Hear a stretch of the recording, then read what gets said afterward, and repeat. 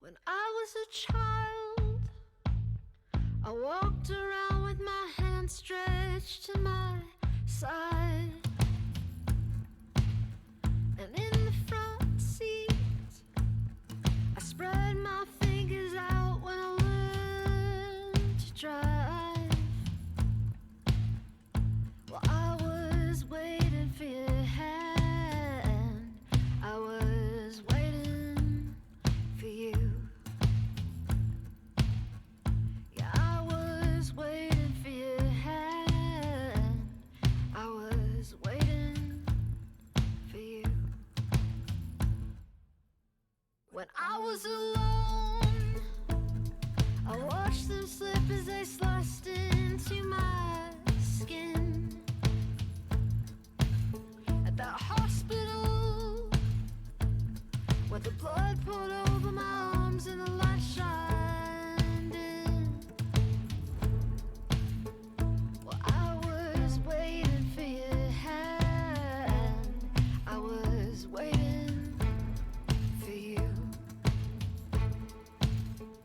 Yeah, I was waiting for your hand. I was waiting for you.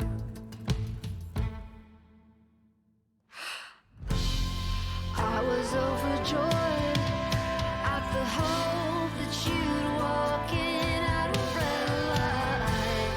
All the days that I did not know if I'd make it through the night. How lucky am I to be alive, to love you. How lucky am I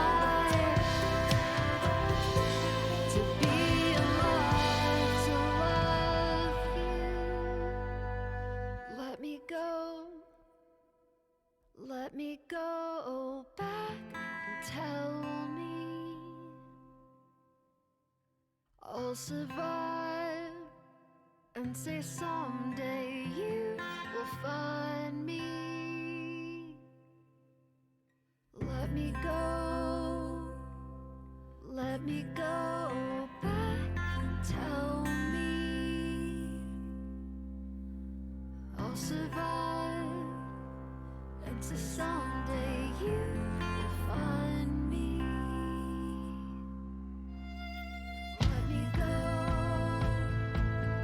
Let me go back and tell me when I was a child. Let me go back and tell me when I was a child. Let me go back and tell me when I was a child. Let me go back and tell me I was overjoyed at the hope that you'd walk in out of red light. All the days that I did not know if I'd make it through the night. How lucky am I to be alive, to love you. How lucky am I to be alive.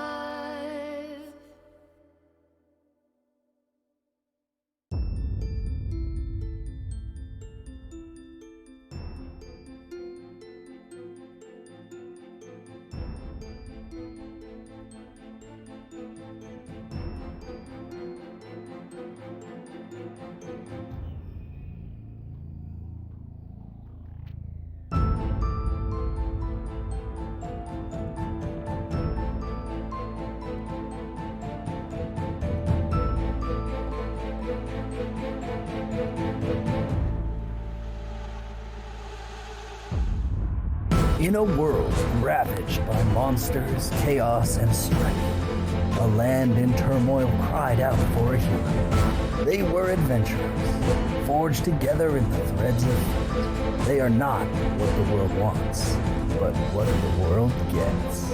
Together, their courage will change something?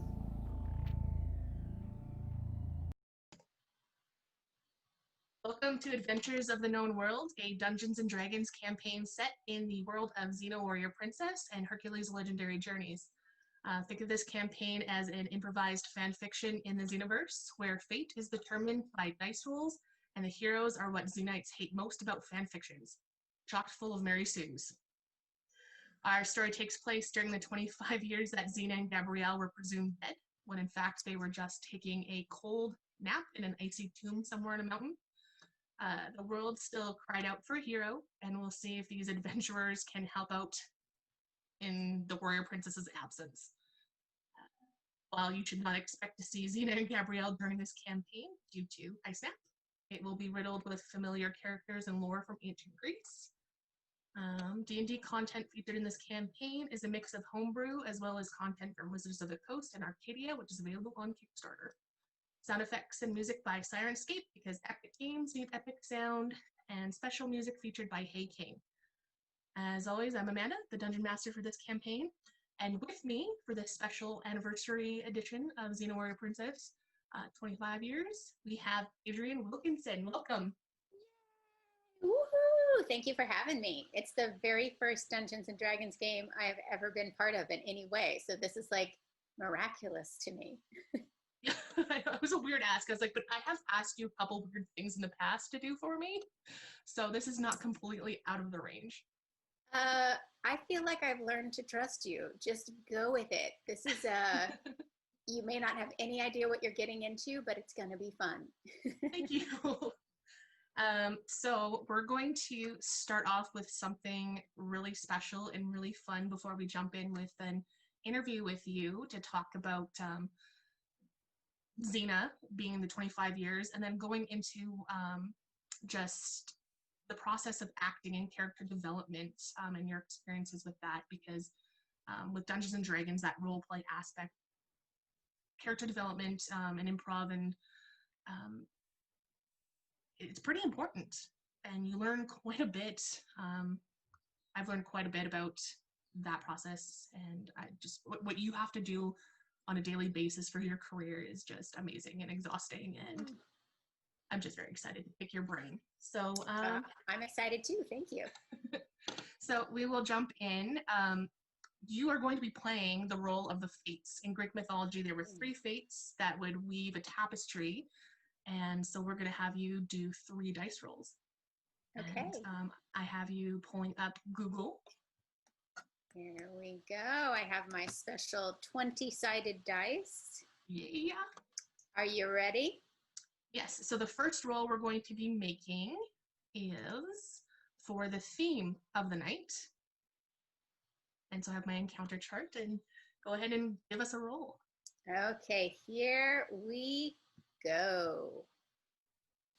It's number 8. Number 8. So the theme that our players will be playing tonight is a haunted house. Ooh. Which is great because you played Eve in a haunted house once. I did. There were many cobwebs. Yeah. Awesome. All right. So then the second roll is going to be what kind of creature they're going to encounter in this haunted house. Ooh, okay. Here we go. 13. 13. Uh-oh. Oh, no. They're going to be facing the Furies. Oh, I mean, I'm kind of a fan of that, but, good luck with them. Didn't they cause, like, a chakram to be jammed into your head at one point, or Gabrielle's head because she tried to kill you? Well, she tried to stab me in the back. Yeah. Then I think she tried to set me on fire. Then there was just a lot of things that were happening. It was just a whole bunch of drama. All the Furies' fault, too. Oh, man. Yes. That's going to be terrifying. All right, good cool. luck. The last one is going to be a surprise appearance by a beloved, maybe, Xena character. Okay, here we go. It is 12. 12. It's Autolycus. Ooh. King of Thieves himself is going to be in a haunted house with the Furies. That is awesome. I've played Autolycus before, so that's less pressure for me. That's great. Fantastic. Yeah, there was a couple on here that I was really worried about, but We'll do that. Ooh. That's fine. I actually put Argo on the list because I was like, how hard is it to play a horse? Oh, girl, if you did that, you'd have to go on Amazon and buy one of those horse heads. Oh man, I would too. That'd be awesome. All right. Well, thank you for those roles. And we're going to be coming back to have that exclusive interview with you in not too long, just enough time for our characters to get into a little bit of trouble. And yeah, so we'll see you back here in approximately an hour or so, and then we will get to those questions. Thank you. I'm nervous. All right, welcome guys. I already did my big opening speech because I was with Adrienne Wilkinson, who plays Olivia and Eve on Xena Warrior Princess. She's here for our special anniversary show. So she was just here doing some dice rolls for you to see what you guys are going to get up to tonight. And I'm very excited. It's going to be wild. She did some pretty funky stuff too. And then she's going to be back during our break for a special interview, a little bit about Xena, a little about character development. So we're excited to have her join us, and we'll get started. On the last 2 episodes, we did have Taylor and On. You were unable to join us, so we had a little bit of a filler where we were joined by a centaur named Harlan. The group helped Harlan get his crockett crow back from a lady that stole him. And you guys knew this lady is someone that stole from you earlier in the campaign. So that was a kind of a fun interaction. Then you guys went and visited an apothecary who gave you a shopping list, and you spent the whole last episode collecting those items for the apothecary. It took you to the beach, and then it took you to the woods where you encountered a half bear, half owl-like creature, 2 of them.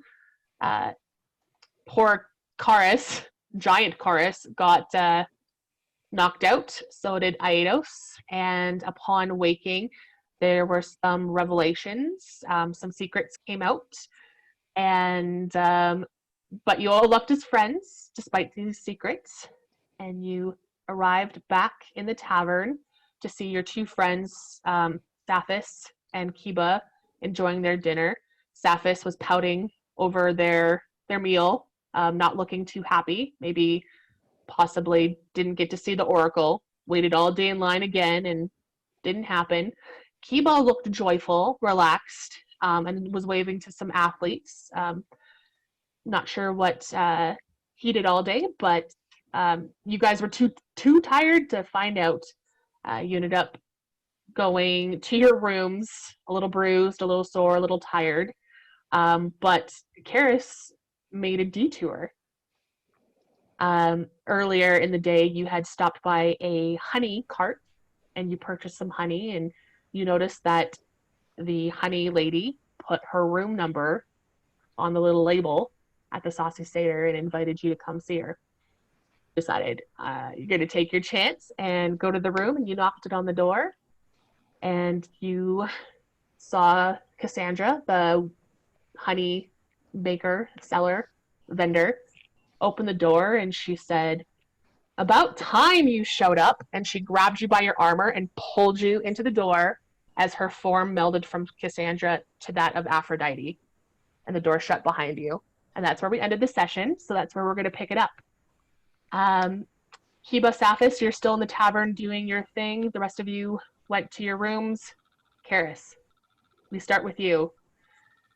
Shocked to see Aphrodite now in this room, once you having a little bit of maybe some expectations, specifically with a lemon that was gifted to you that you don't know what to do with it, but we're told that you might need it for this type of encounter. So you are now standing in this bedroom, and you see, dressed in her pink negligee with her blonde hair out, goddess of love herself, your patron, Aphrodite. And she seems annoyed. Uh-oh. Says, "I've been stuck impersonating this mortal all day. Cassandra is one of my favorite worshippers, but she's just so committed to her work and makes no time for love. So when she prayed to me last night, I figured I'd be her chicken wing or whatever it is you mortals call it and help get a girl laid. She said that she had a handsome gentleman that had visited her booth and offered to take her out on a date. But she turned him down because she was so busy selling her honey. So I might have spiked her morning breakfast with a little bit of confidence and a little extra drive, you know. She winks at you. She walked her way from her booth to go find her man, and I thought, you know, Aphrodite, you're a genius. Honeymoon honey.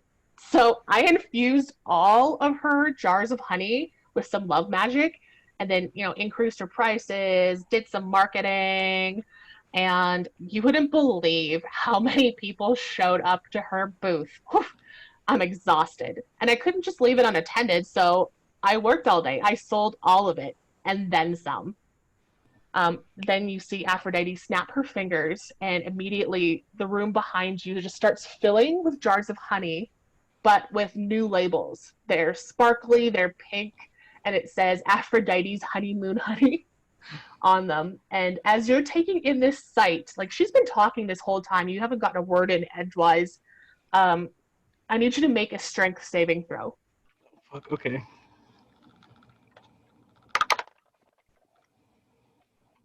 17. 17.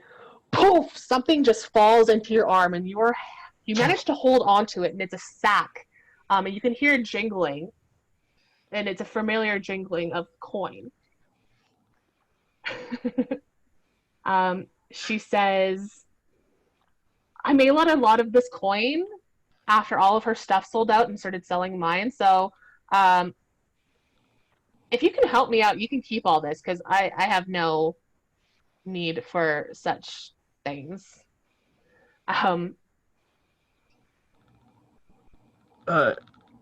Yeah, help you out with what? Sorry? Oh, okay. So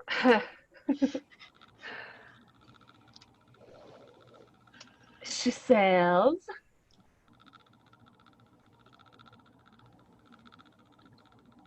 what does she say? I have been waiting all day and she hasn't returned. And I kind of know the guy that she ran off with. There was this whole incident where this guy was with Hercules and Aeolus, and it involved a circus and a chicken and a pig. It was kind of a foul day. Anyways, he's kind of sleazy, but some women tend to enjoy his assets, I guess you can say. But who am I to judge? You know, some girls just want their pearls shine. I don't know.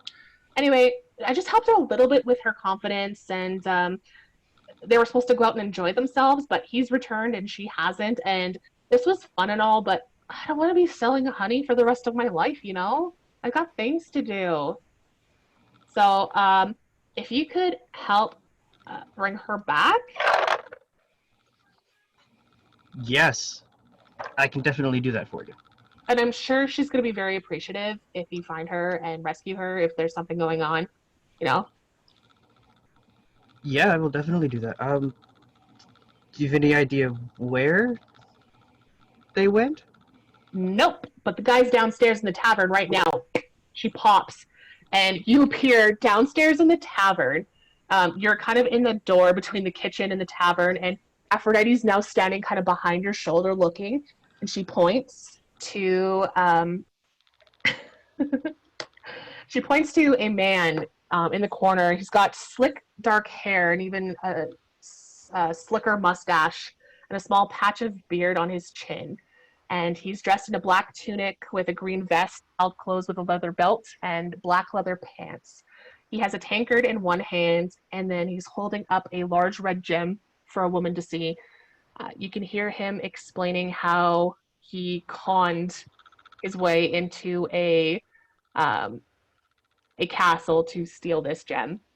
And you can see that the woman seems to be very in awe, but it's hard to tell if it's because of the gem, the man, or both. Immediately you feel a hand pinch your butt, and you hear, off you go, and in a blink of sparkles, Aphrodite's gone. Alright. I'll gather myself. Everyone else, not everyone else, but Regan and Triana have gone to their rooms. Yes. The same with Aetos. Ados, yep. Still in the tavern is Kiba and Saphis.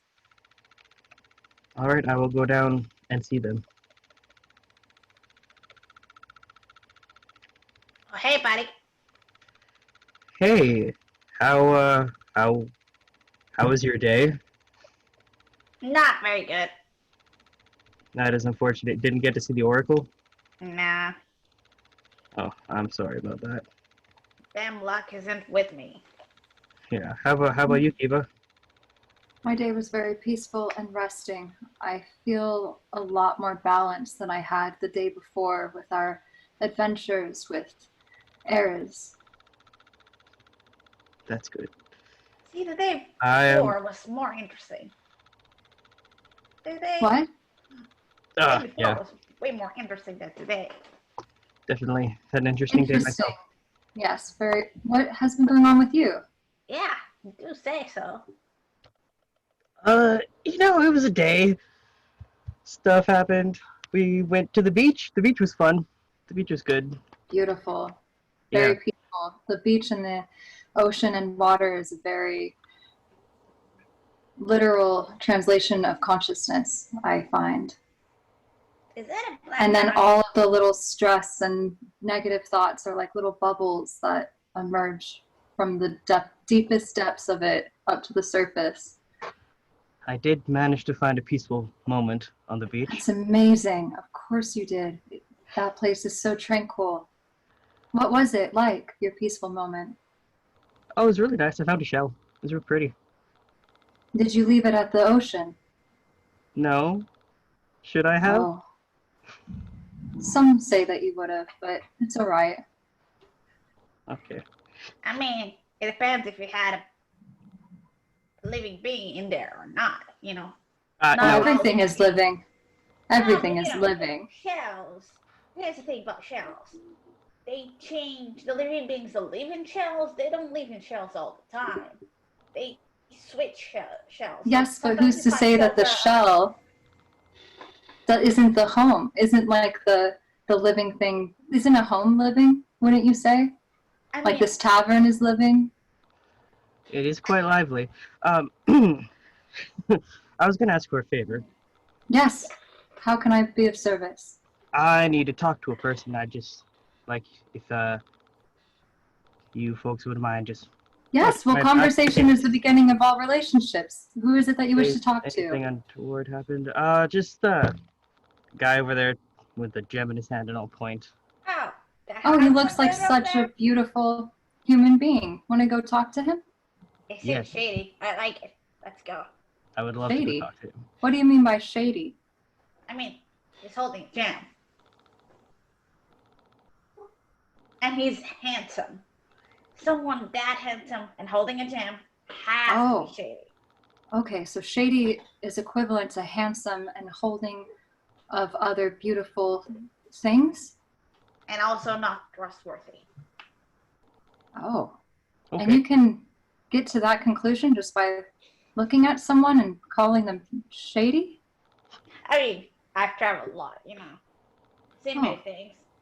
Done many things. Done many people. Untrustworthy. Do you think that he is untrustworthy, Karis?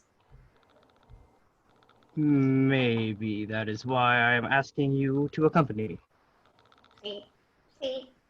Garrett knows But why. I have other information that may be why he's untrustworthy.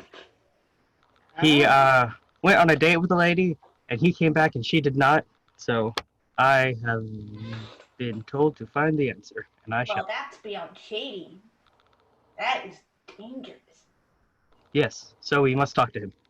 Never mistreat a lady. Never. Exactly. So we go up and we talk to him. Kiba follows Karis. I just gently touch the hand, the shoulder of what I assume is Autolycus. That I don't know yet, but I assume that Your character wouldn't. my character wouldn't, but I assume that it's the handsome Autolycus. So I'm Maybe? just You don't know. automatically in love. You don't with the know. character. He looks at he looks at his shoulder where your hand is and looks But down at you. I'm not doing in a like an aggressive. I'm doing like in a seductive way. Like, Sure. Do you want to roll for seduction? sure. Yes. Give me a yes. charisma roll to see how well you touch his shoulder in a non-aggressive seduction manner. Charisma? That's a 20. 20? Immediately, he looks down at the hand, and you're much smaller than he is, and I think he might assume that your hand shape is more of the dainty kind, and he's like, oh, another admirer. Oh, hello. Hi, Who are you? I'm Saphis. And I'm Right. Carts. And I'm Kiva. It's a pleasure to meet you. It's a pleasure to meet you. It's a real pleasure. Indeed. He holds up a finger to the woman he's talking to, and he puts his gem in his pocket. Admirers? Yeah. You want to buy me a drink? I get it. That's very kind of you. I got one. Actually, I had a question for you, sir. All right. A friend of mine is looking for an acquaintance of theirs by the name of Cassandra.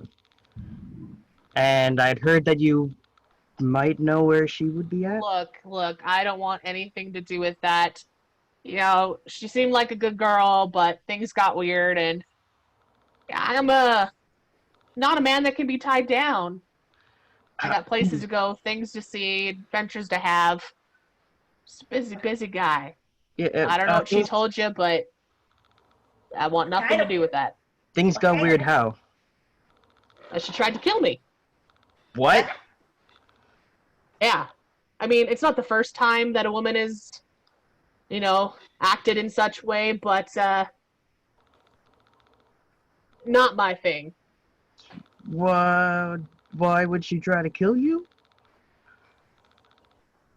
Jealousy, maybe? You didn't tell me she was a killer, Karis. Well, I didn't know. Seems weird. I mean, the person said that she just seemed like a nice lady. Well, Didn't she sound like was. Oh, At first. Oh dear. She had a little bit of a drive, wanted to go somewhere private right away. And I've got my needs too, and I wasn't going to look a gift horse in the mouth, so Horse? I'm here for a job. You see, there's an abandoned house in the uppity side of town, and rumor has it there's some hidden treasure in there. So I thought, abandoned house, there's a girl, why not have my cake and eat it too? So Wow. I brought her along with me, and as soon as we got in there, she turned all jealous, and she tried to kill me with a butter knife. Luckily, there was a chandelier in the room with a rope, and I managed to cut that with my trusty dagger. I've got some pretty sharp skills with a pointed blade. And hightailed it out of there, out the back window. Haven't seen her since, which is great because the way that she was carrying on, screaming and yelling, she kind of drew a crowd, and as someone who procures items in the way that I do, a crowd isn't necessarily a great thing, Oh, I get What what does you that mean, mean? but sometimes you can get things with the crowd. Sometimes it's easier. Yeah, distraction, that's true. This one, not the case. A well-made diversion. So. No, did you draw get attention. Not did you what get I'm your- doing. Job done? Job not done. Job is probably going to need a couple more people. There was some weird stuff going on in that house, so probably going to go back another time. So you need some help. Knife seems like an inefficient way to kill someone. Yeah, butter knife She is was weird. determined. I generally use my trusty hammer. Like bird knife is what you would give a kid when they're learning to kill, not exactly, Well, if you saw the way she was holding it and the way she was running and the anger that was there, she probably could have done some damage. Damage Anger. for sure. When do you think that she switched intentions from wanting to be with you to anger? Pretty quick, you know? Did you Red say flag, something? for sure. Crazy lady. Maybe you did something wrong. The ladies don't like that. Me? I never do anything wrong. I know how to treat a lady. Did you see anything on her or in her eyes when the switch had happened? Just that anger. Did she know about the place that you were trying to procure all these items at? No, of course not. No. You're just there for a good time with the ladies. Exactly. Karis, why are you looking for this woman? And did you know that she had ill intent towards other human beings? No, I did not. And after my friend said that she seemed really nice and not of the killer variety. Well, So who is I that friend just... of yours? What? Who is that friend of yours? I It's mean, a person I've known for a little bit. for a bit. Doesn't seem like you know them that well, so, Well, she's hard to I know. wouldn't trust the word of a stranger. It's Aphrodite. What? Aphrodite. All right, boy. You guys have a You good gotta night. And he go. taps you on his shoulder and he walks away. Wait, I just say, hey, if you ever want to have a good time. Kiba walks around in front of him and says, my friend Karis really wishes to continue talking with you. what he said.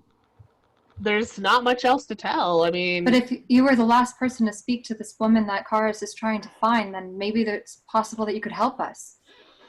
I can It give you seems very directions important where I to my saw her. friend. Yes, thank you. That would be very useful. I have a proposition for you, sir. A proposition. Nah, You need help to I finish have this another job. I don't need help to finish any job. You just said you needed help to finish this job. Like a minute ago, you're like, I need some more people. Yeah, I meant my people, my team. They're due to Well, who arrive is here your in the team? morning.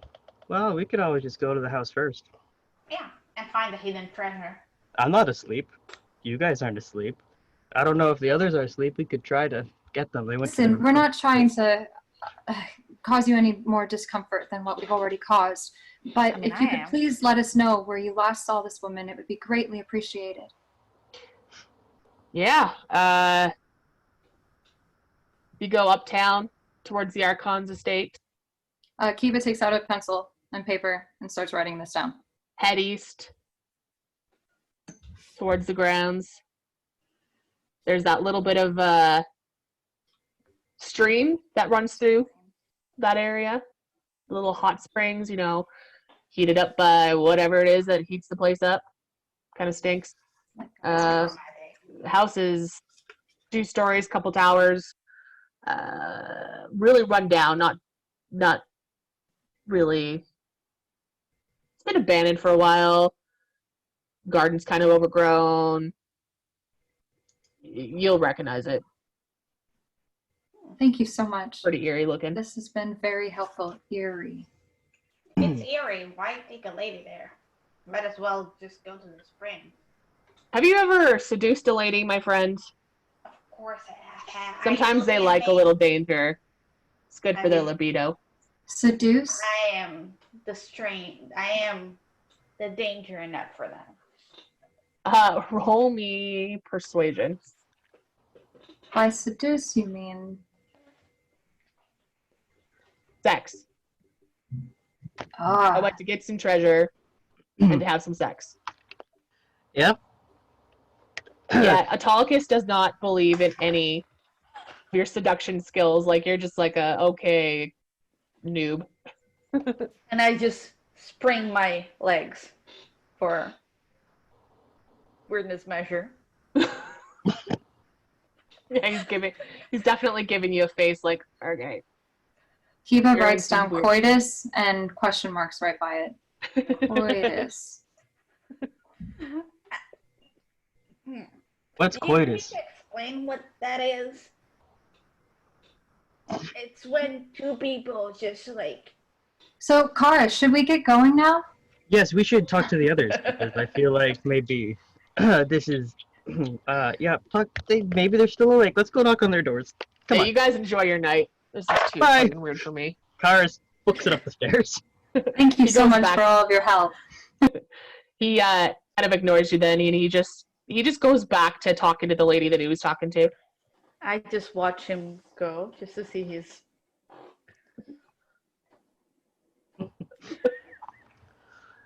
Alright, whose room is closest? Do I even know where their room is? Yes, you've been to Aidos's room before, on the first floor, and Triana and Regan. I'm not sure if you know where their rooms are. Perfect. So Karis runs up the stairs, pauses, realizes he has no idea where he's going, goes back down and goes to Aidas's room. Do I know more or less where their room is? No, you guys wouldn't know where their room is. Can I just try to find it? How are you gonna try to find it?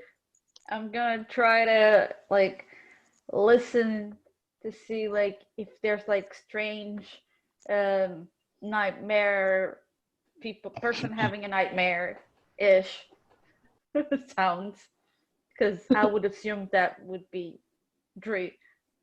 Well, I don't think you would know that she's had nightmares before. No, not necessarily, but I would not know what she is, but I would like know that she's kind of off. She would make some sounds, maybe. Yeah, you can definitely have a listen at the door. Roll me a perception check. Honestly, I'd be spending time. I am like, oh, that's a mouse.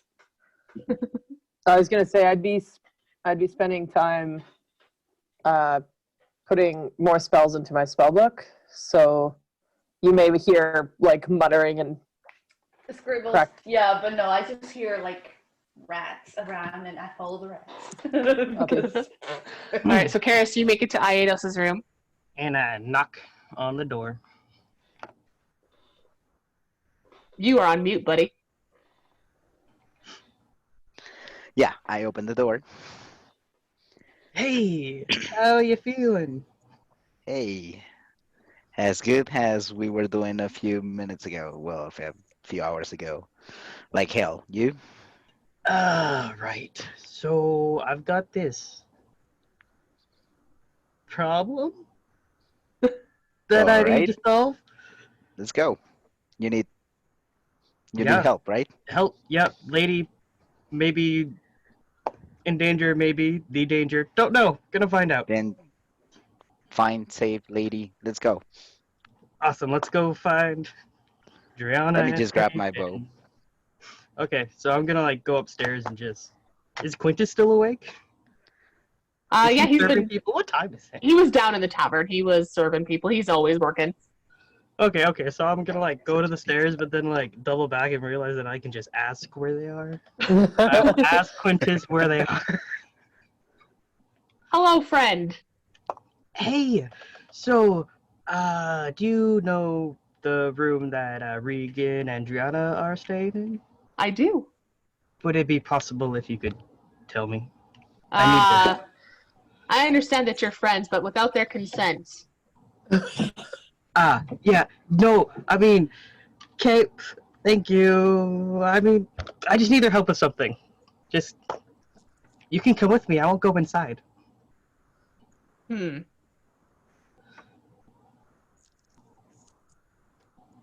Roll me a persuasion. That's a natural one. Natural one. I'll tell you what. You serve these drinks at that table, and I will go to the ladies' room and summon them for you.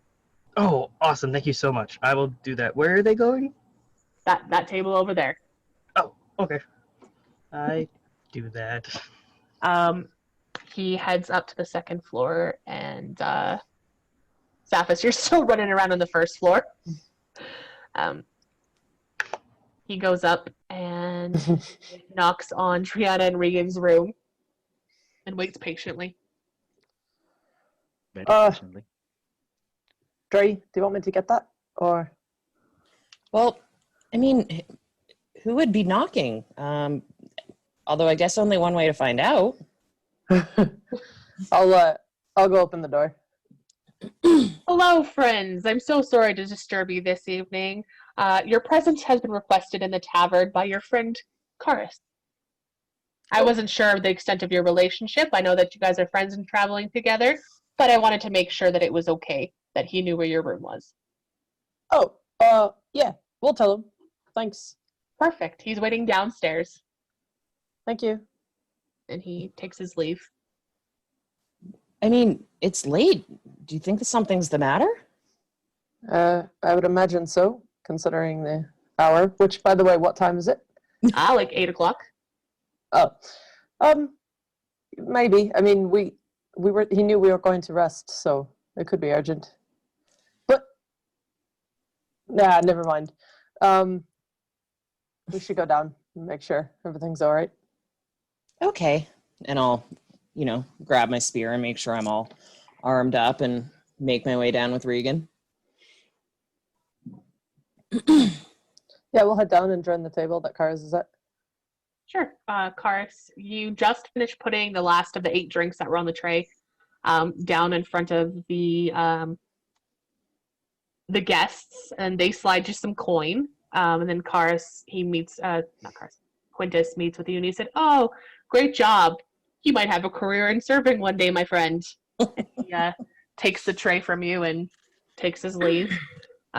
You see Regan and Driana join the tavern moments later. Aetus as well is also coming in. Awesome. Hey, friends. Zaphos is still lost. And just waiting for someone to pick him up. Eva has had an eye on Saphis, so goes over since he stayed on the first floor as well. Grab Saphis and we join the circle with Karis. All right. I got you, bro. Thank you. I just heard rats. And they were fascinating. I bet. So what's up? So, my friend that you all know of, but don't know, Aphrodite. Oh, of the godly persuasion, yeah. Yeah, her, the real pretty one. So, apparently she knows of a lady who went with a guy and didn't come back. Wait, speaking of ladies and guys, weren't you going to go to see about a lady? What happened with that? Oh, yeah, that I was imagine Aphrodite. you were going to take more time. That was Aphrodite. That was Cassandra, Aphrodite. the honey lady, was Aphrodite. Yeah. What? Yeah, No she way. decided to sell honey for the day, I mean, it makes sense. Honey is an aphrodisiac. Is it really? I mean, what? Aphrodite. Okay. I wasn't aware of that. Good to know. I guess if you have unlimited time, you might as well spend a day doing hard labor. That's weird. He was helping a girl get laid. Oh, see, that seems more likely than customer service. Oh, Yeah. so the plot thickens. Just like honey. So, See, now you got it, Karis. You're getting the gist of it.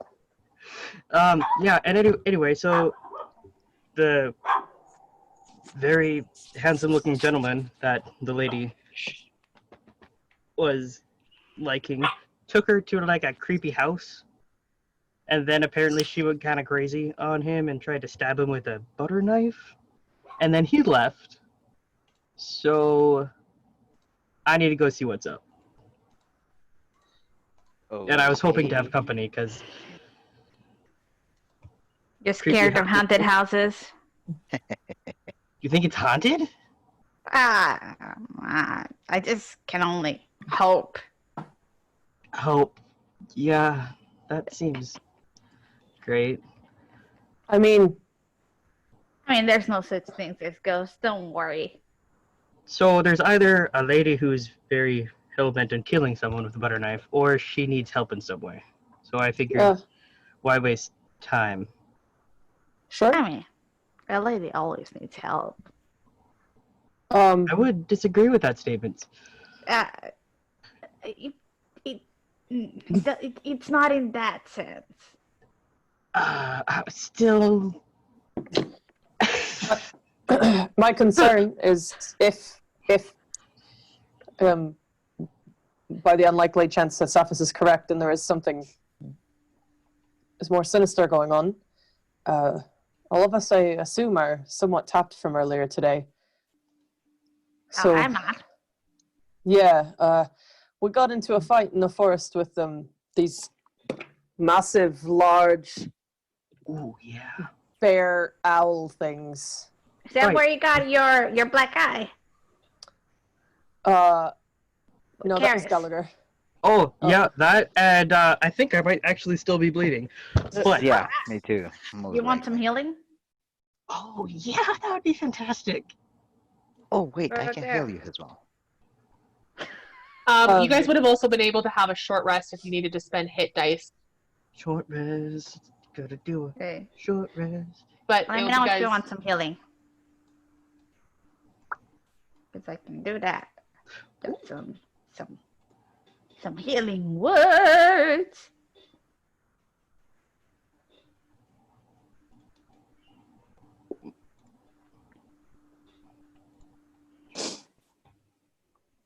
Who Is everyone looks who looks the worst from The worst. Wait, just let me do my hit dice before you Okay. do that. Yeah, I would suggest saving spell slots. I would assume me and Juliana are pretty tapped in terms of magic, so if you've got... I got all my Alright, so spell we can slots, do 'cause a short rest. Yeah. I probably need some thaumaturgy, but not much more than that. And that's a cantrip, so. Perfect. So for those who don't remember, short rest, you can knock it off on your D&D Beyond, and it will give you the option to use some of your hit dice. For example, Aidos, you can use up to 4 rolls of a D10, and then you add 2. So you can add the hit dice. Everyone's hit dice is a different number, so you just check out your D&D Beyond. Back up to the top. Right up the top. Okay, yeah. So Yeah, you guys would have. 1d10 plus 2. Up to 4 times to get yourself Up to 4 fully times. healed. Okay. I already used Arcane Recovery earlier in the day, Yeah, so you did. I'm... Tapped. Yep. I mean, I have some stuff left, but it won't be super powerful. But, I mean, if she's in danger, we should go. I mean, Or if you turn potentially harmful. if you turn like a butter knife killer like she turned, then it might be best if you don't have that many spell slots. Oh, good. Yeah. I mean, if she's in danger or she's a danger to others, it's probably an emergency. All Yeah. healed up. Juliana, are you hurt? No, I took no damage in our battle. I am fine, but my magic is running, or sorry, my magic is running a little low. Appreciate the effort, guys. There's no magic in Xena. Yeah. Well, So where are we going? To the haunted house. I have directions. We can follow my lead. Kiva knows what's up. Yeah. Hey, Kiva. Kiva takes out the parchment with the scribbled directions on it and shows it to Kara's. Oh, sweet. Thank you. And this is your mission, so you're the lead. Right. Sorry. Yeah. So where to do? Karis, you recognize the directions. You guys have been to the Archon's house before, and you also went to the apothecary, which is just adjacent to the Archon's house.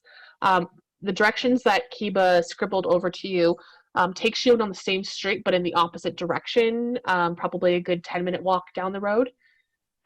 So you're fairly confident that you know where you're going. It's just identifying what this abandoned house like, but this man that you spoke to, who you never got his name, told Very you handsome. you wouldn't miss it. Okay, onward. Is the sun down? Yes, it is.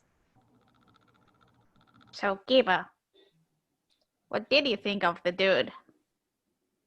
Shady? Not shady? What is your impression of him? It didn't seem that he was shady. It seemed more as though he might have been contemplating a bit of the events that had happened the night prior, or this same night. Time is an illusion created by humankind. That is too confusing for me. We are now. Let's follow Kara's. Yeah. Yep, so we go towards the creepy house. With a ghost. So the Maybe. walk is about a good 15 minutes to get to the street that you need to be on. You pass the agora. There's still lots of people in the street. There's still lots of celebrations. You can hear music coming from the amphitheater. Busy city, and you head in the opposite direction of the Archon's house when the time calls for it. And you follow, and you can start to see the end of the street coming up, and you see, lit up by the fullness of the moon, steam, like a fog kind of surrounding this clearly abandoned house. It appears to be a 2-story home, and on either side is kind of like another story, but more of like a tower on one side and then a break and then a tower on the other side. You can't see anything in the windows. There's no light. There is a overgrowth garden. You see that it once had a concrete kind of perimeter with some statues that have seemed to be long neglected, some broken in pieces. Looks pretty long run down. Definitely haunted. What makes you think so? No, I'm ghosts don't exist. I'm just like joking with Caris over here. Right, they don't exist. Definitely. Why would they, Ah, So, let's go towards the door. yeah. Or is that a good idea? Should we find a different way in? Like a window? Should we be sneaky? Perhaps half of us do sneaky, half of us do front door. That seems like a good thing. You want to split up?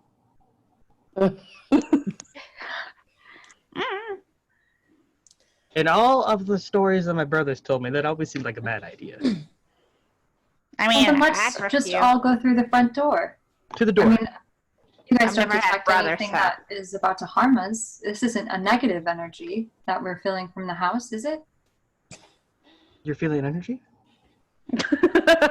You are scared of ghosts. I was just joking. Who said There's no scared? ghosts. Don't worry, Caris. There's nothing there to hurt you. I wasn't. Crazy lady with a butter knife. She might not be crazy. I mean, she was attacking with a butter knife. People have their reasons. Let's go to the door. Just as you're coming up to the door, you guys hear a very eerie. It sounds like it's being carried on a wind, but it's a scream. Definitely not ghosts. Right. Not ghosts. Not ghosts. I open the door. Sure. So it is a wooden door, and it creaks open easily. It's not locked. And inside it is dark, and you can't see any.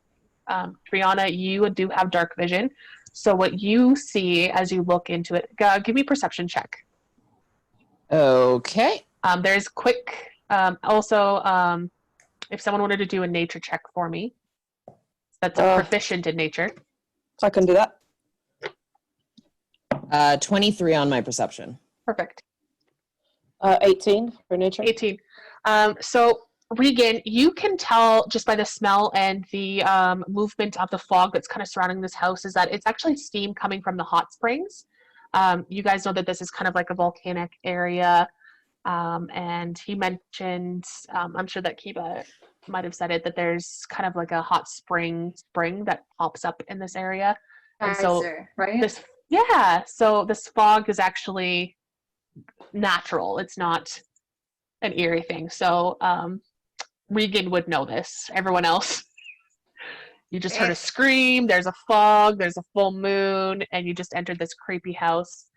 Definitely not ghosts. You look in, and Driana, you can immediately see you enter the house into like a spacious 2-story foyer.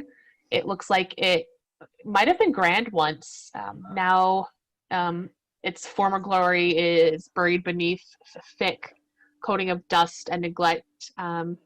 You see above you a chandelier hanging above your head. It is made of iron, and then it has some simple torches in them. Nothing fancy, but very, what's the word I'm looking for? Practical. Also in front of you, there's 2 sets of stairs curving up to meet a balcony on the second floor.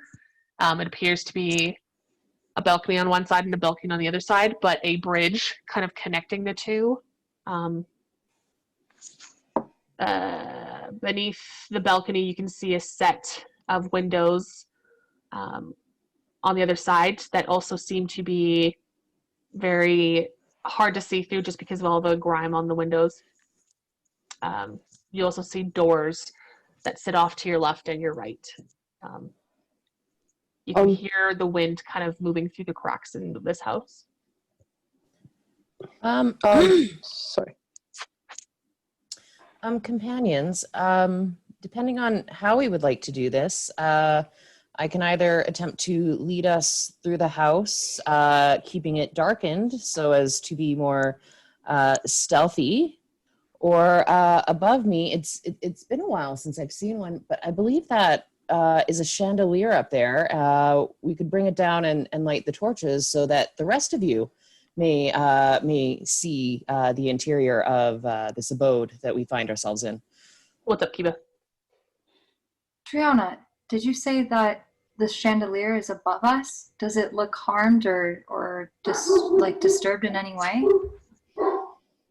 Does it look harmed or disturbed in any way? Are you going to go into the foyer a little bit more? Yes. All right. Roll me an investigation. As you move in and head towards, you can see that it's held with a rope, and you kind of follow the rope along the side. It's not too deep. It's just within the door frame. That's only a 10 for me. A 10. It doesn't appear to be messed with. It appears to be intact. Okay. Does Gianna tell me that? Yes, I do. That doesn't really make sense because the man who told us about this place said that he had to cut the rope to the chandelier, and when it crashed, he made his escape away from Cassandra, the woman that Cars is trying to find. Right, he did a swing thing. So are we in the right place? What's up, Sophis? Can I stealthily do some thaumaturgy to open the windows really fast and close them? Yep. I love that. Can you roll me a stealth check? Thaumaturgy, is that, what's the components on that one? Oh, let me check.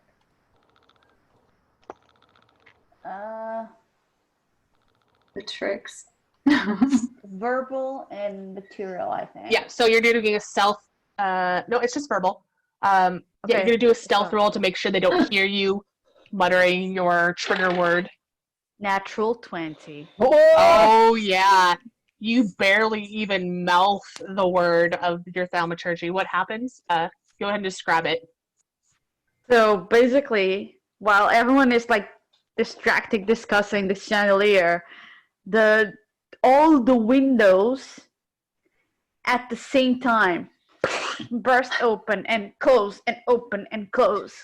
Yep. The shutters just start going boom, boom, boom, boom, boom. At the same time is releasing a little bit of the dirt on the windows, so the light is getting in a little bit. I would also like, as soon as that happened, I'd cast dancing lights, and like my starlights and constellations up above us would appear, so it would help light up the room, because I'd panic and I'd look around and I'd need light to see. Panic splooge.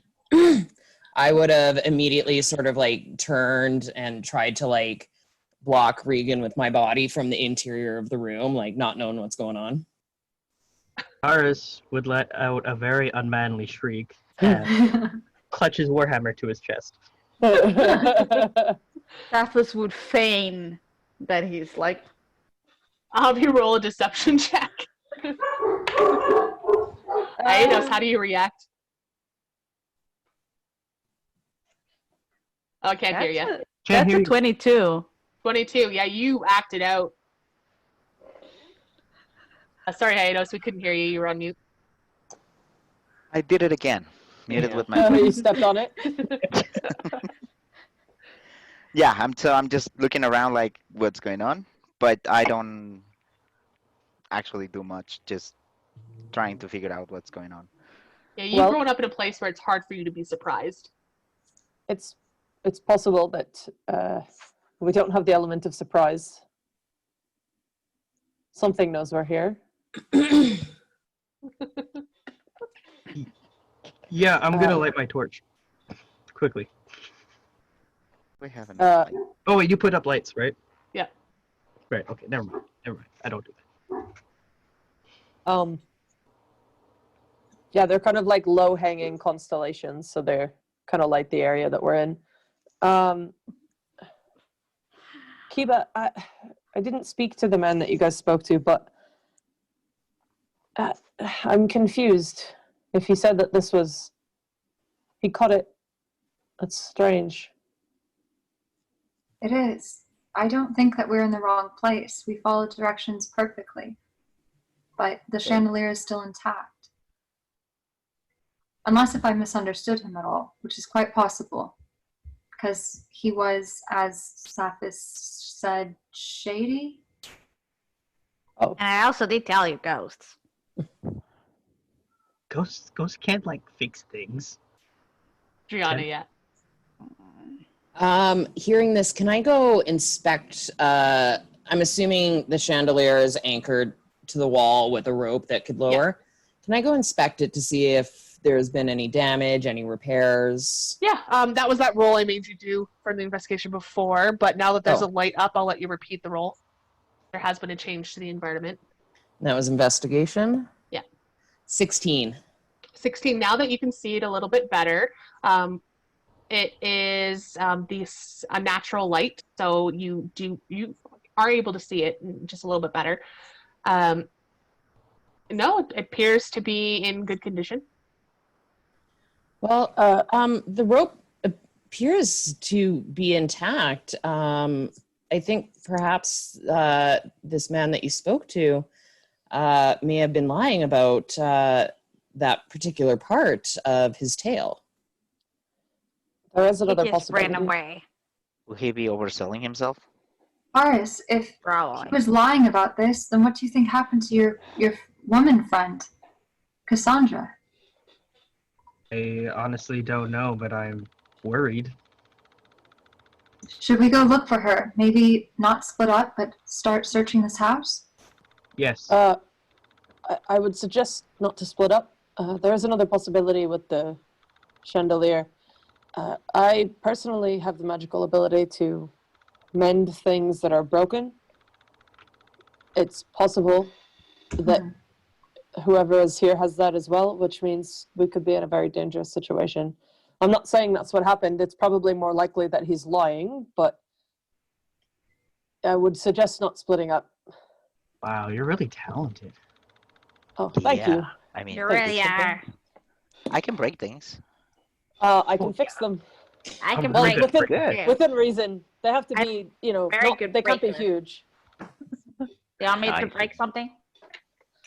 We should check the left room. Yeah. Sure. Follow So do you Garrett. guys move Together. into the house? Yes. Yes, Perfect. all of us. So all of you move into the house. Triana had been the only one that kind of made it into the foyer.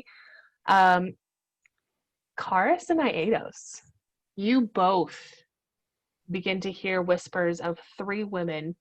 You can actually kind of see them surrounding you. They're wearing thin red strips of clothing. Their hair is as wild as the eyes that are staring at you. You can see them and you can hear them, but your mind and your body don't react. Almost like you're used to them being there and you're welcoming their whispers. You are unaware that the other person can also see and hear them, and you both hear the same taunting. You're not safe as you travel with Driana. She means to hurt you. Yes, she's killed many innocents. Are you going to let that stand? I need both of you guys to roll wisdom saving throws. Wisdom saving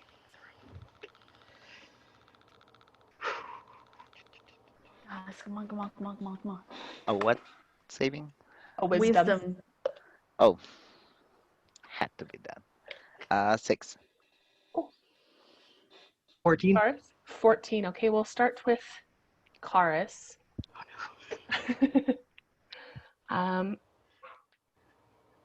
Karis, you start to feel a fear build in your body, and you instinctively find your hands clenching your warhammer tighter, like you're ready to fight.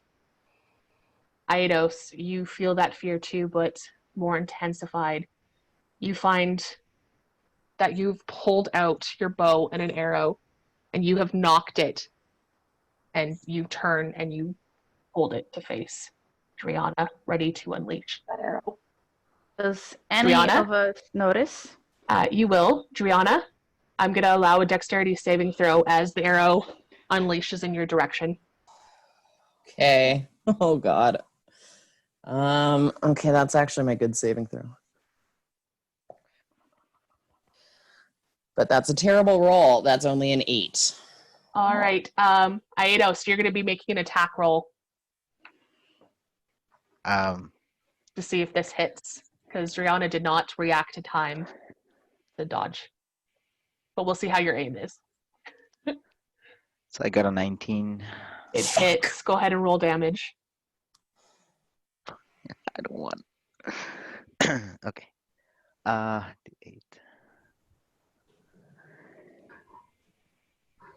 1 plus 2, that's 3.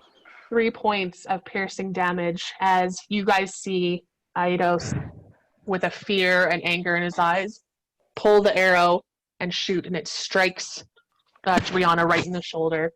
Dude, what the fuck? Aidos, as soon as you release and it hits, your senses come back to you. You don't know why you did that. You don't remember the whispers. You don't remember the voices. And this is the same for Karis. You don't know why you had this overcoming fear of her, and you don't know why you reacted. Holy shit. I'll immediately step in front of Driana and put my hand out toward Aedos. I do the same thing. And So I drop my bow. I start casting Shocking Grasp. Wait, And I start moving hold on. moving toward him. No, I stop her. I mean, I'm not going to let it go, but I just start it. And I say, I don't know what's going on.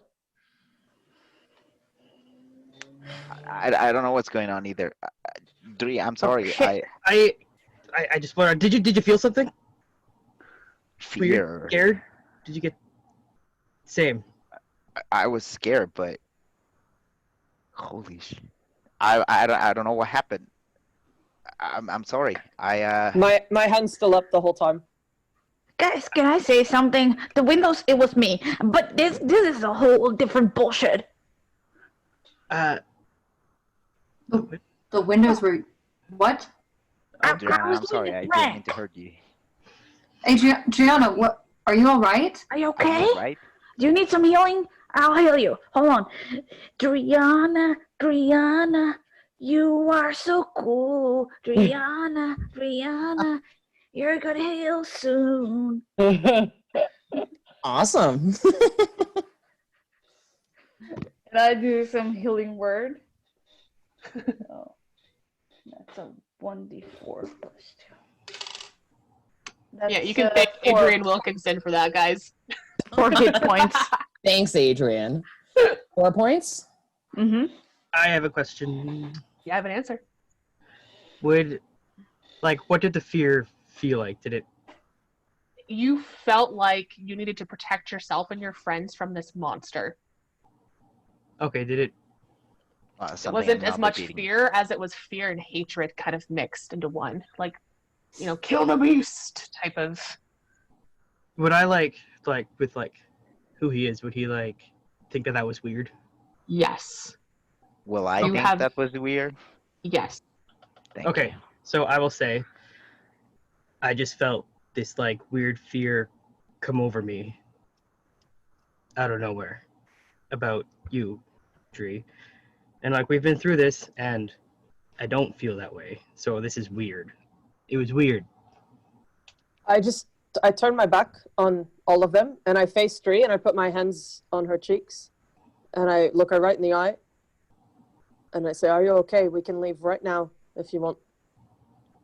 It's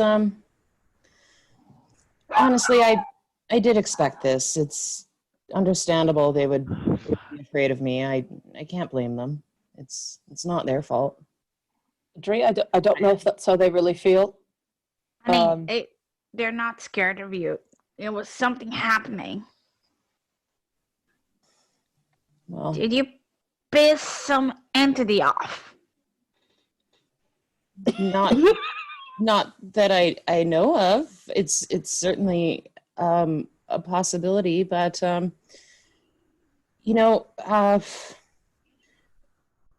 mean, there's potentially a woman in danger here, so we should focus on that. Let's get that taken care of. I'm okay now that you've healed me. Thank you, Saphis. Of course. Always here for you. Yeah, would I be able to make some sort of connection that I walked into the house and all of a sudden I felt weird? You're muted. Roll me an intelligence check. Oh, great. Naive little farm boy. He knows so many things.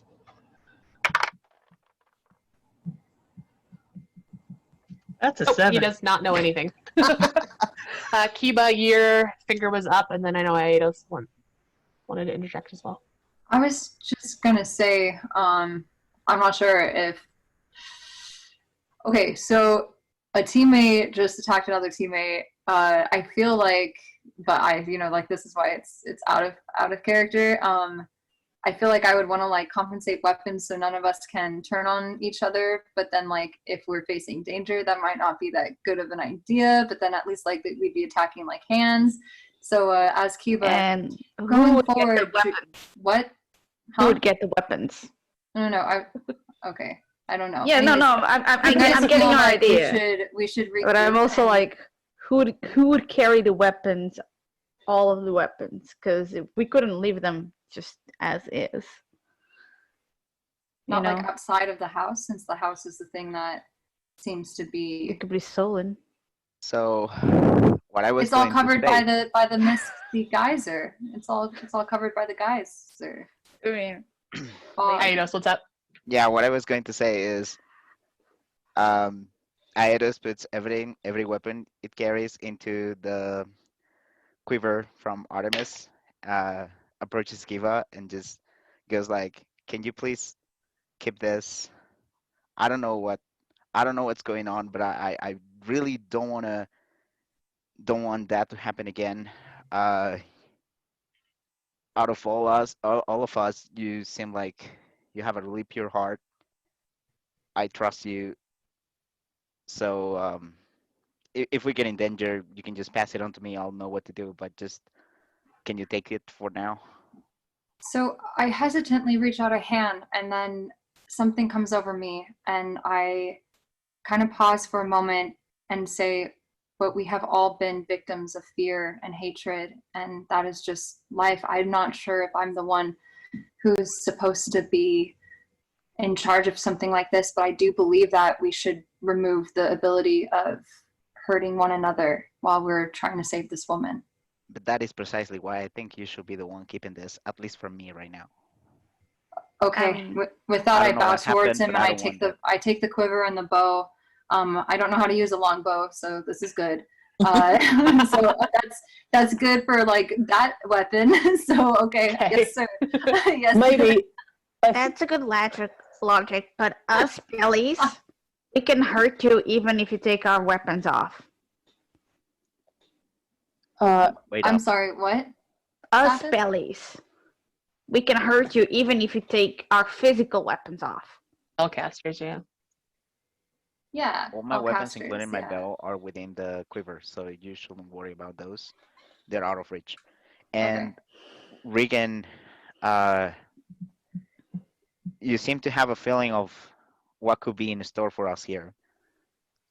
I don't. Are you? Do you? Do you feel something? Do you know something? Have I, in any of my readings, have I heard of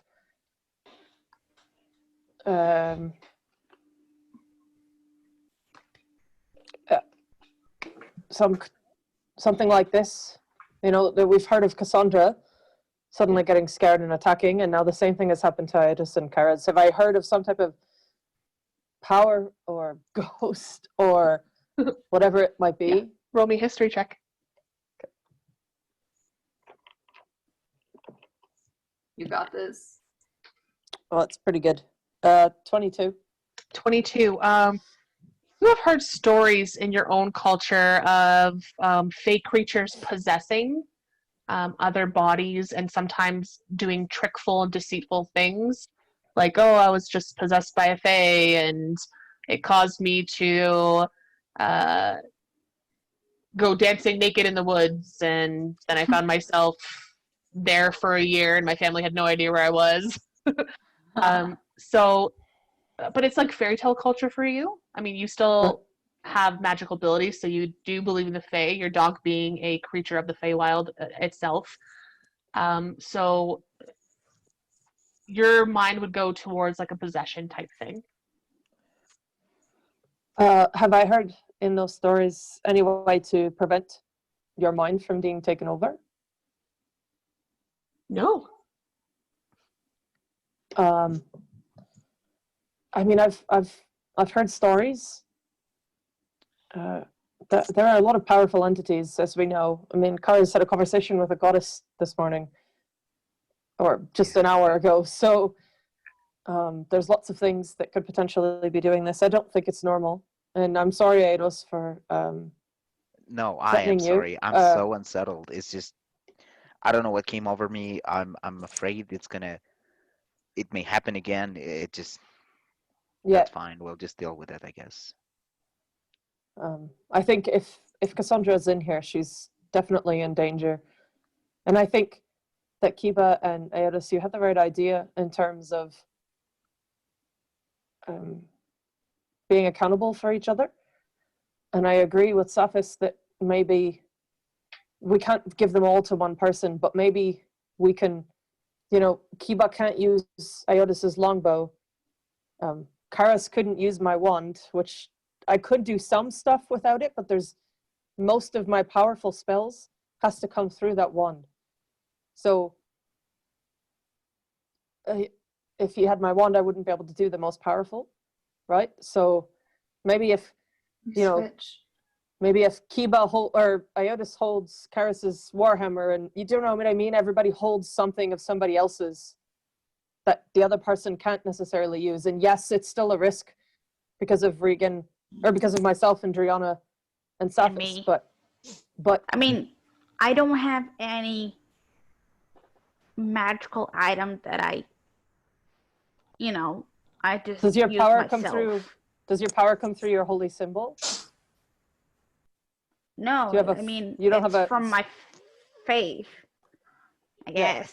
Faith. I mean, I can do magic. I can do magic without my wand too, but it's a focus spiritual for weapon, me. does the spiritual I weapon don't- come from your? I don't think any DM. I think clerics don't have like like a thing where they channel. It's the faith itself, right? They have some spells that are components, and your Yeah. spiritual symbol can be used in place of a Yeah. spell component. So, for example, your bless needs a sprinkle of holy water. You might trade that holy water for I have my symbol, your god. Actually, can clerics? I don't know if clerics can use focuses. Can they? No, we can't. It's not a thing. No, but So they can sometimes substitute the holy symbol sometimes. Yeah, exactly. But they But it's could. not But for the Sophis fourth could give up their component pouch. A lot of the Yes. spells they couldn't use if they didn't have their component pouch. That's true. Yes. Yeah. So giving up your component, you only have 2 offensive spells anyways. Your spiritual Yeah. weapon doesn't use components, and then your Toll the Dead, it doesn't either. So the only thing that you can cast without a component, like, yeah, there's nothing to take away from you. You can do everything. Yeah, But- that's the thing. I am that's fine. dangerous by myself. I did tell you. Juliana, I think you don't use a Kiva's focus, moved. right? You use components for spells. So give up your Yes. component pouch. Get someone to hold your component pouch. Well, Kiva, you yourself are not a magic user. Perhaps you would be the best person to carry any components in case my everything to components Kiva. are shared with any of the other magic users in the group. I give think- mine to Aedos. Yeah, I think it's Okay, best good. if everyone has one thing. I mean, not that it changes anything. I'm just, Uh, I still okay, can then do shit. But yeah. I give I Karis don't know if my. spells. I give Karis my sword and dart. I can And I use give, those. Yeah, you would I want take that to. away. I take that Melee away. weapons Okay. would be best given to Regan. I yeah, can't do I was shit gonna with them. give my mace to and my stuff to Regan. They're heavy though. Squishy. Is So it- squishy. Actually, my quiver can hold quite a few items. Ranged items, yeah. So your Yeah. quiver could hold the darts, but Kiva's holding your quiver. Or no, wait, you're holding your quiver still. I have Regan, Yeah, you Uh, can hold I darts. gave it to Go ahead. My Kiva bolt. because I took my swords and all the weapons, put them there. I've Question: got Are my we? Do you warhammer. think? Okay. I've got javelins. I've got a Those crossbow. can go in the quiver. And I have a dagger. Yeah. I have Javelins bolts can and go a in the quiver. crossbow and a mace. It's a mace, not a. It's a mace. So I'm for the Shields. sake of ease, we can get through this. All the ranged weapons go into the quiver that is then given to Regan because Regan is still the only person that can't use any of these items. Any warhammers, any held melee items also go to Regan. What? No. Well, I my don't want to point- give up my weapons. Oh, you're gonna My keep them? point was. Yes. Okay. My point was that each person guess holds I'll one stop thing, him. so that it's easy to grab. Like if I'm holding everything, everyone has to come to me, right? If everybody's Okay. holding one thing, it's easy to reach out and grab them if we get attacked. I just can do this. Yeah, I'm not going to give up my weapons. Okay. That's fair. I can stop you if you go crazy. Don't worry. Of course It's you. not a necessity. It was just it's a suggestion. If I wanted to ready an action using one of my key points, is that only for battle time, or can I have that ready in case if someone is? And can my ready action be one of my 5? So if teammates you're target? holding an action or readying, it takes a action which is good for 6 seconds for 1 round. Then after that you lose it. So you could be like, if you wanted to like be on alert and like an Yes. extra like perception, then I would be like, okay, let's do a perception roll to see if Okay, you'd be able to react. So like everyone would be on guard essentially. awesome. Yeah. Dope. All I right, don't that's think my it- plan going forward. If Karis isn't, and that might actually be smart, dude. Is like hanging on to your shit. So yeah, I think like me and Aedos just switched. Then is that what's happening? And then Bailey is taking. I mean, I can take the quiver, I guess. if someone wants to hold my wand that's not a magic user. Okay, so I just took Aido's stuff. I'm switching it with Regan's wand. So I have the wand right now, and she has mine and Aido's things. And then that's pretty much it. I mean, with the exception of Karis and then the... I'll I'll give my spear and my 2 daggers, but I will give them to Regan, and I'll say, They can go in the quiver. if anything happens and I attack, please don't hesitate to use them on me, okay? I wouldn't be very effective with them, Dree, but let's not think about that. I think we all know what we have to do if something goes wrong, but I'd rather Don't not talk worry, about honey. it. I'll stop you. Well, this place is not very fun, so shall we get this over with as soon as possible? I don't say like it here. Let's go. Yes, we should do a full sweep. We'll start on the left, do the first floor, then we can go up top and do the same on the second floor. And if there are Office, more, we'll work our way up. Yes, boss. do you have a spiritual shield by chance? I know you have spiritual weapons. I don't have a spiritual shield. I have a shield, like a physical shield. But, Awesome. it doesn't attack. It just, protects me. In case Yeah. one of your nutties go attack me. Perfect. All right, never mind then. I do, Ready. but not available. Unfortunately. Okay, guys- so first door on the left. First door First on the door left. on the left. All right. The door is closed, but it appears just to be a normal wooden door. Should Close like I'll locked. open it. should I go first? All right. If there is no lights within, I can at least perceive what is in the room, whereas the rest of you, cannot. That seems very, very smart. That's a good call. Dree, you go first. I will be behind you. I go behind I- Karis. Open the door. Awesome. You open it up, and immediately, Driana, you can see that this room is lined with bookshelves, and you can actually smell a really harsh mildew. No doubt, whatever books are held in this room are probably victims of the steam that's kind of coming from the spring. You see a pair of wooden chairs with linen upholstery. They sit before the window across the hall. And then to the wall to your right, you do see a small wooden table. And you immediately see 3 women kind of surround you. Your body doesn't react. They wild hair, tattered red clothing, and they start to kind of taunting at you. And this is why you can't trust anyone. They see you as a monster. They wish to kill you. This is Regan's fault. If it weren't for her, you wouldn't even be in Delphi. I need you to make a wisdom saving throw. Oh no. Oh no. Okay, come on. 13. 13. You feel an anger towards your best friend for putting you in this situation.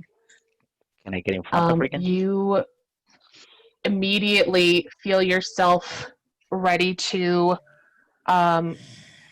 you don't know if you want to bite her or strangle her, but you have a rage, but you don't act on it, but it's there. You're quite on that edge where one wrong move and you're ready to attack her, and you move into the room. Okay. So at this point you are hostile but not attacking Regan. Do I notice this because I'm right behind her? I'm right behind him. You guys can roll an insight check. Insight check.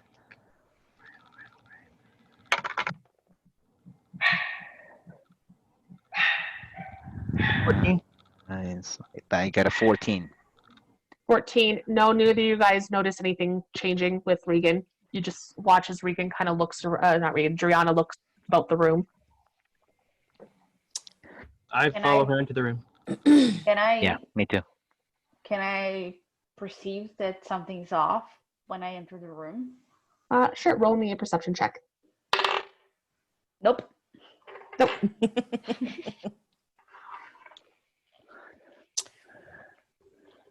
I will sort of cast a suspicious glance behind me before I move into the room. And I'd like to, since the rest of the house has been covered in dust, I specifically want to see if there are footprints, recent footprints in the dust to see if this room has been entered into recently besides ourselves. Sure. Roll an investigation.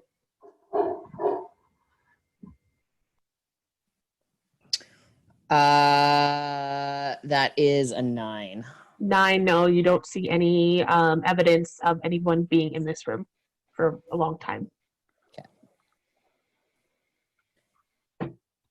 It doesn't appear as though anyone's in this room.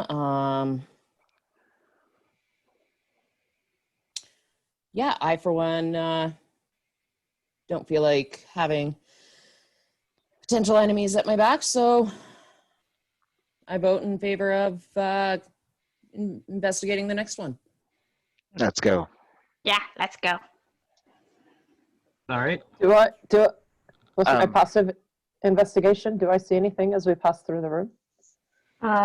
Yes. Your eyes do go to the books on the shelves. They are in very bad shape. But you do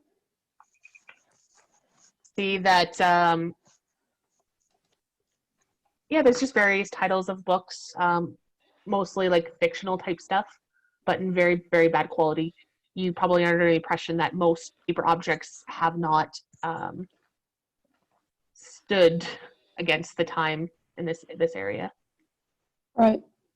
I'll just kind of glance a look over at the books and move on. Okay. Let's continue down that left side. Yeah, I assume so. Right. So the next room, the door is not closed, but it is shut most of the way. It's just like is ajar a little bit.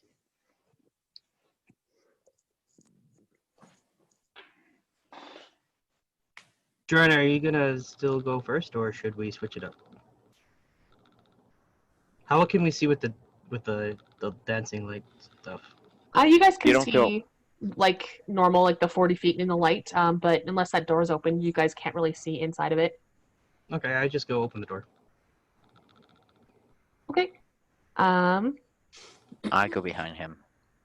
Sure. So inside this room, you see a chaise lounge sitting against one wall, and a small writing desk occupies the corner beside the window. You see this desk has a bunch of paper kind of scattered on top of it. Can I investigate the papers? Yeah, I was gonna. Is there enough light to see? Yep, move definitely. towards the desk. Okay. You guys can roll individual rolls, or you can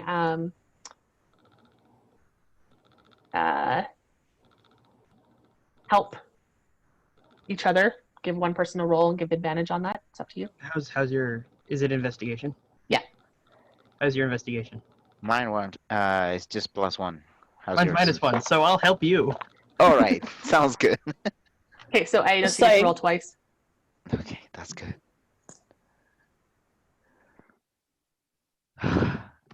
No, we 16.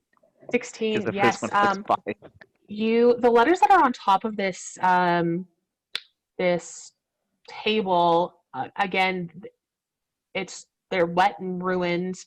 However, you do notice that there is a drawer in this desk, and you pop it open, and you notice a couple things. There is 2 scrolls that are bound by a leather band, a letter with a wax seal on it, as well. You kind of notice that the bottom of this drawer is a little lopsided, like there might be something underneath, like a hidden compartment. Okay, I share that with Karis. Can I investigate that thing that I see with the compartment? Yeah. It won't need a check. You just pop it up, and there's a key underneath it. Okay, I grab the key. Yeah. And I turn to Karis and I say, hey, what do you think this opens? That's a good question. We should find out. And Is show the there group. any locked drawer in the desk? Nope. The only thing you really notice is that unlike the papers on the desk, the ones that were inside, those 2 scrolls and that letter, they actually seem to be intact and in quality. Like the moisture in the air didn't get to them. Okay, can I take the scrolls? Sure. And I take them straight to Regan outside the room. Hey, I found these scrolls there. Can you check them out? Just the scrolls, or do you take the letter too? The letter too. Everything that I see. Yeah, I can look. Chances are I can read the language, but we'll see. Well, hand them over. I'll kind of bring like one of the constellations closer down toward me so that I can read. Sure. What do you read first? I'll read the letter, I guess. Okay. So you peel the wax off and you unfurl the letter up, and it is written, and it says, Brina, I know you have not forgiven me for what I did to Chloe, but I seek your guidance and assistance, as I believe a curse has befallen me unlike anything I've seen, and my gifts have not been able to free myself. As your talents come from different teachings, perhaps you can help. You know my feelings for you, but even now the curse whispers to me, enticing me to do harm to others, even to you. Please do not tell anyone of this and return to Delphi as quickly as possible. Signed, Aitros.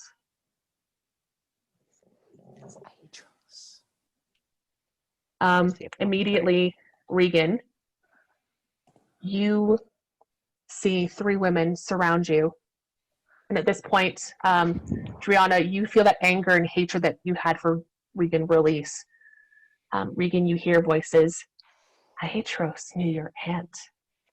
He knew the voices wanted him to kill her. The letter was a trap to lure her to her death. And now he's lured you to yours. I need you to make a wisdom saving.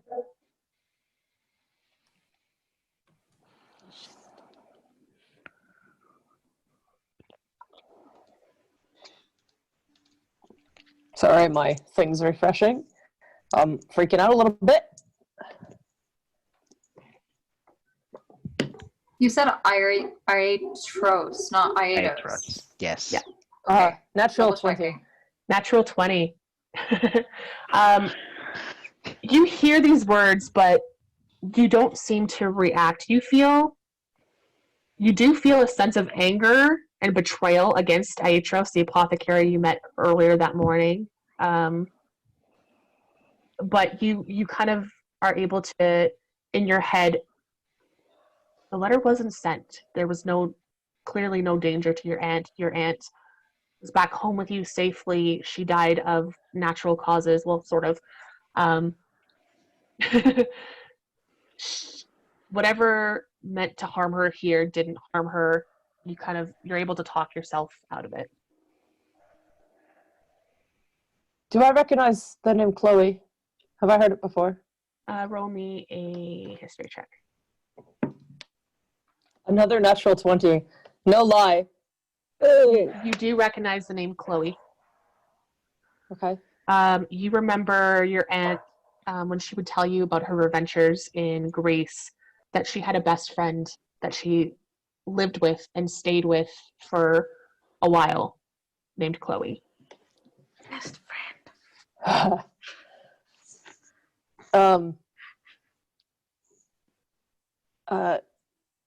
I'll kind of shake my head as I look up from the letter.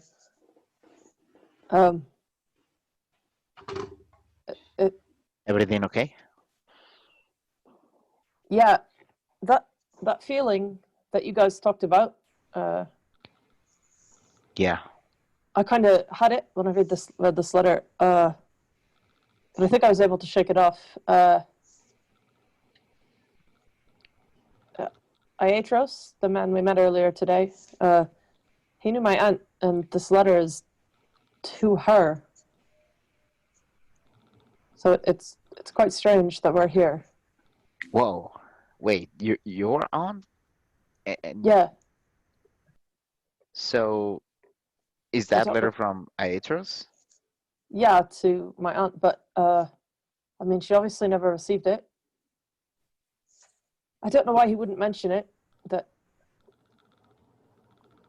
I mean, I What guess does he it? didn't know who I was, but What does the other one say? well, now I'm kind of scared to look. But I'll unroll them. What language was it in? Was it just in Greek? I guess common. Common. Okay. I'll look at the other two scrolls that are rolled up. All right. So you look at them and you recognize both of these. The writings, the instructions, that they are spell scrolls and they are handwritten by Brina.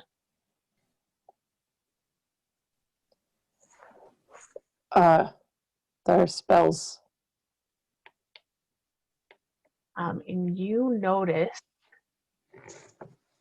that these scrolls are spells you do recognize, and that is Sleep and Spider Climb. Spell scrolls that you have already obtained, perhaps copied over from her notes to however Iatros got them. Oh, that makes sense. That this place is weird. These spell scrolls. I mean, spell scrolls are not easy to create. Not just anyone can do it. And of all the people, I'm pretty sure they were written by my aunt. So this is a very strange place, and I'm very uncomfortable. So I hope we find Cassandra soon, because I'd like to leave. You and me both. So shall we move on? I lead the way to the next door on the left. Is there another? If there is another. Yeah, absolutely. So there's this. This is the final room on the left side. It's there is no door on it, so you're able to peer right through, and it is quite large. Immediately, the floor changes from that of this solid wood floor, kind of like a hardwood, to more of a marble type flooring. It's polished, and it looks like a large grand room, maybe a ballroom. Floor to ceiling windows on 3 of the sides, and you can see that this was probably once glorious, but there's one of the windows in the back is crushed open, and you can see from the garden in the back creeping ivy that's covering kind of the walls. Roll me an investigation check. Oh no, a perception check. Aidos, as you look around this room. Perception? Yeah. I've done better. Anyway. 4. 4. You see Nothing. a whole lot of nothing. You move into this room, and you actually roll me a dexterity saving throw. Oh shit.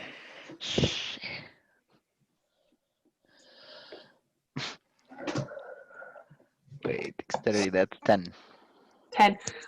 Your wits, you've been rocked a little bit, so you weren't quite paying attention to what was on the floor as you looked around, and you walk into an object that sends you falling to the floor. As you collect yourself and look at it, you notice a chandelier lying there, and it's quite similar to the one at the front door. Roll me a survival check. Oh, fuck.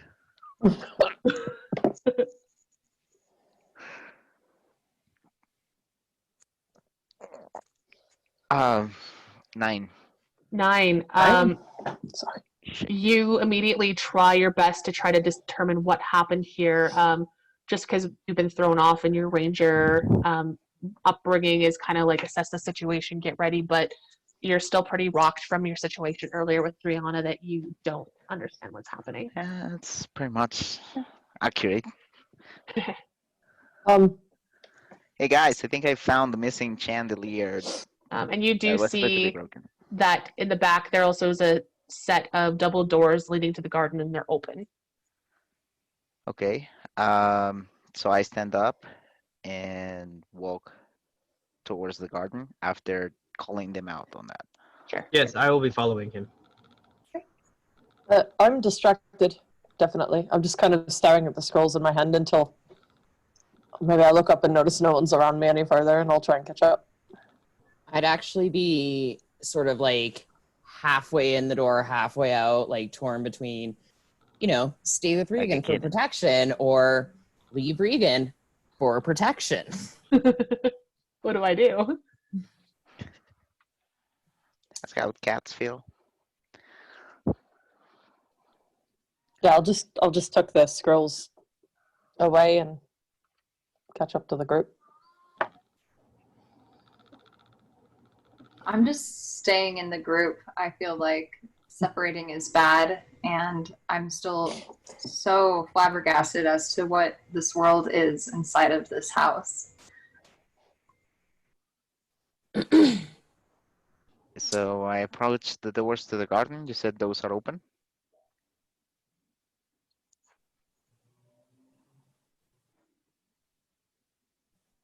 You're muted, babe. Yes. Okay. All right. So if they're open, I can. Is it dark outside? Yes, it's dark outside. It's foggy. The moon is kind of lighting it up out there. But Regan's out dancing of the globs are house. kind of giving you a little bit of light in that room. So I turn to Karis and say, "Hey, what do you think? Go outside or continue inside?" Maybe just go out and make sure no one's out in the garden to come up and sneak up on us later. All right. So I turn around, go outside, and pray for the best. Awesome. All right. You can roll me an investigation check outside.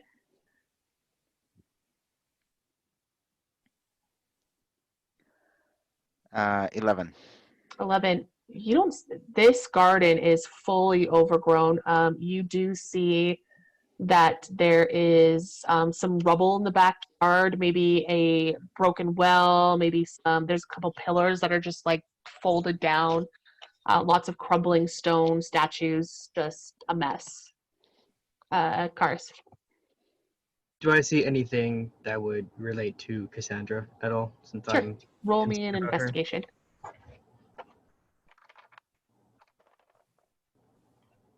16. 16. You see what Aidos missed in the room. You look down and you actually see a couple sets of footprints. One with like larger boot size, one smaller, petite, more of a sandal.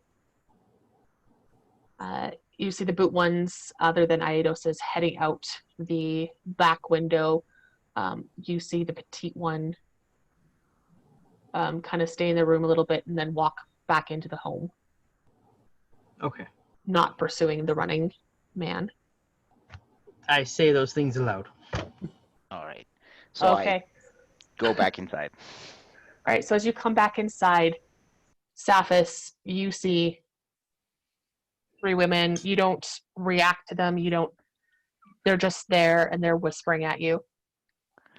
You hear their voices. The boots belong to a man more handsome and charming than you. The woman with him was charmed by him more than you could ever hope to charm a woman. You find your eyes instinctively glance at both Driana and Regan, and then back to Kiba and Kars, and then Aedos as he starts to come into the room. You immediately need to make a wisdom saving throw.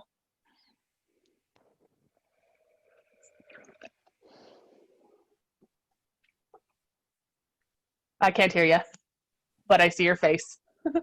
That is hilarious. Wisdom. Saving throw. It's I rolled a 2 plus 4 is 6. Oh, All right, I'm gonna need you to roll me a d6. oh God. 6. 6. All right. Whew. All right.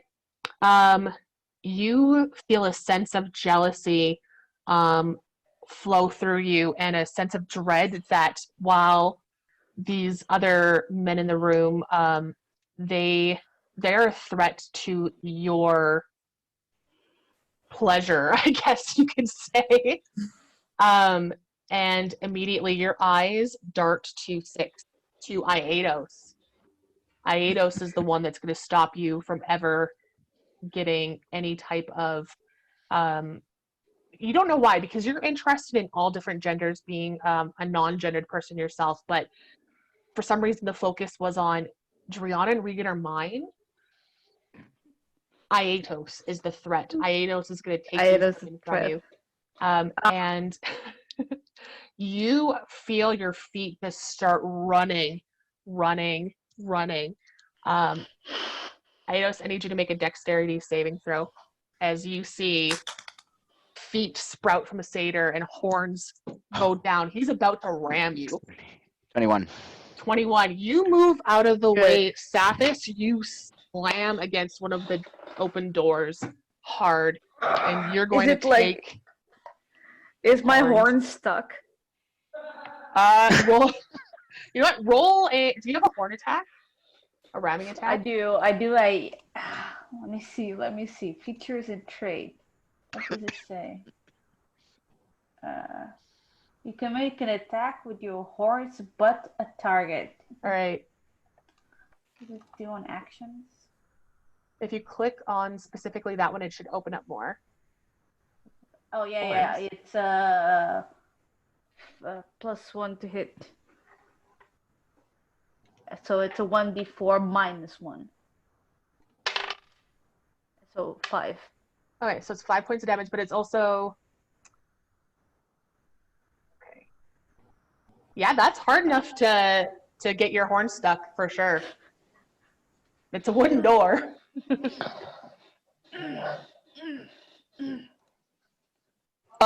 What the? What? Immediately, Saphis, as your head hits this, it kind of knocks your senses to you. You don't know why. You just felt it. You don't know. You don't remember voices. That anger leaves you and that jealousy reads you, but now you're just stuck. Help! A little help, guys! Yeah. What? What happened? I go over to them. Were you just overcome with something too? I don't know. I'm just here, stuck in this somehow. I'll help them unstick their horns from the door. Thank Dude, you. what the? What happened? This place it's weird. Seems like it. You attacked Aetos. I did? Did I hurt you? No, I moved out of the way, but I'm pretty sure someone wished you did. Ow. Why does my head hurt? Ow. Because you hit the door. That's true. Pretty hard. Ow. No, it'll take weeks to take the splinters off my horn.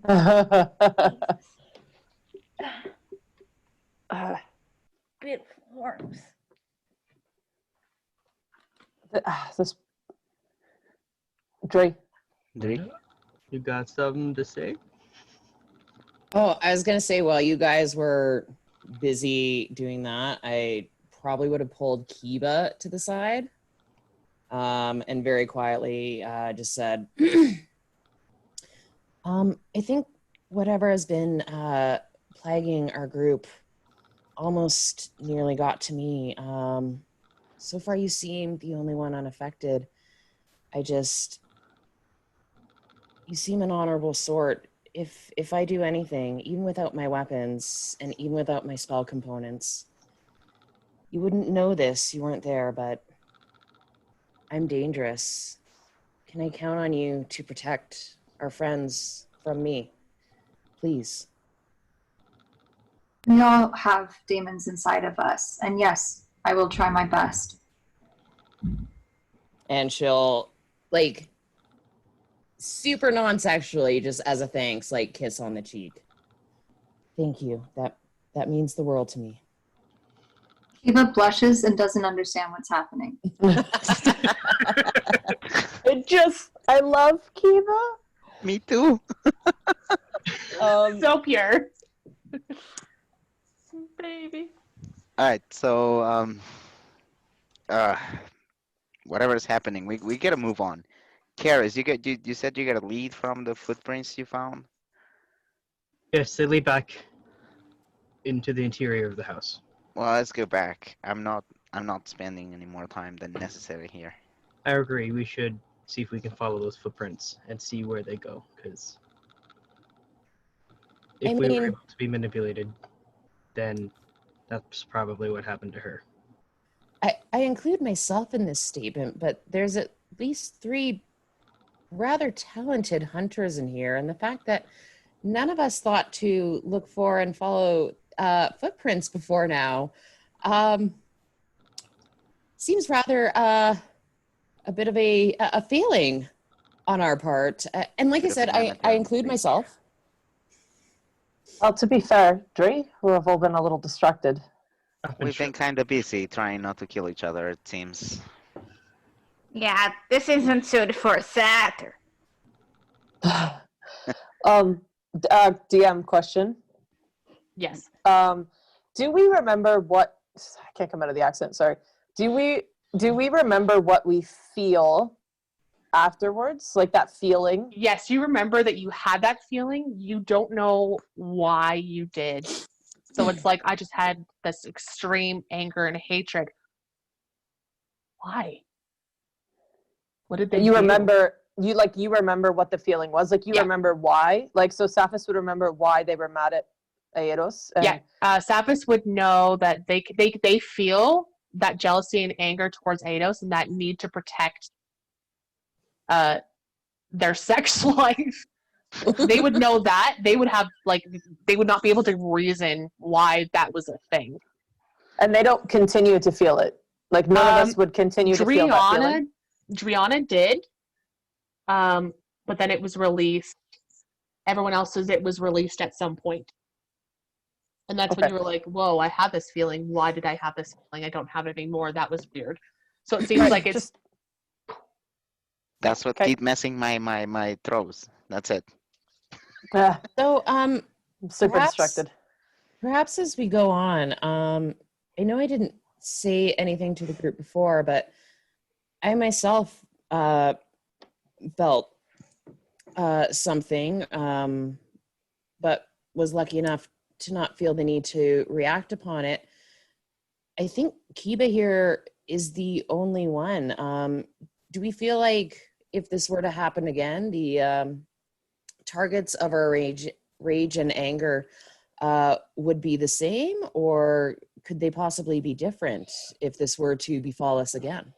I think that we don't know. Who the target of my anger was. Yes, I think I know what the target of your anger was too. It was fear. And I think we know who's the target for Saphis' anger, for whatever reason. Is it? Yeah, that's a good point, Heike. Is it anger or fear? Ours was fear. I was scared. Well, I was scared too, but that scared to like. I don't think I felt fear.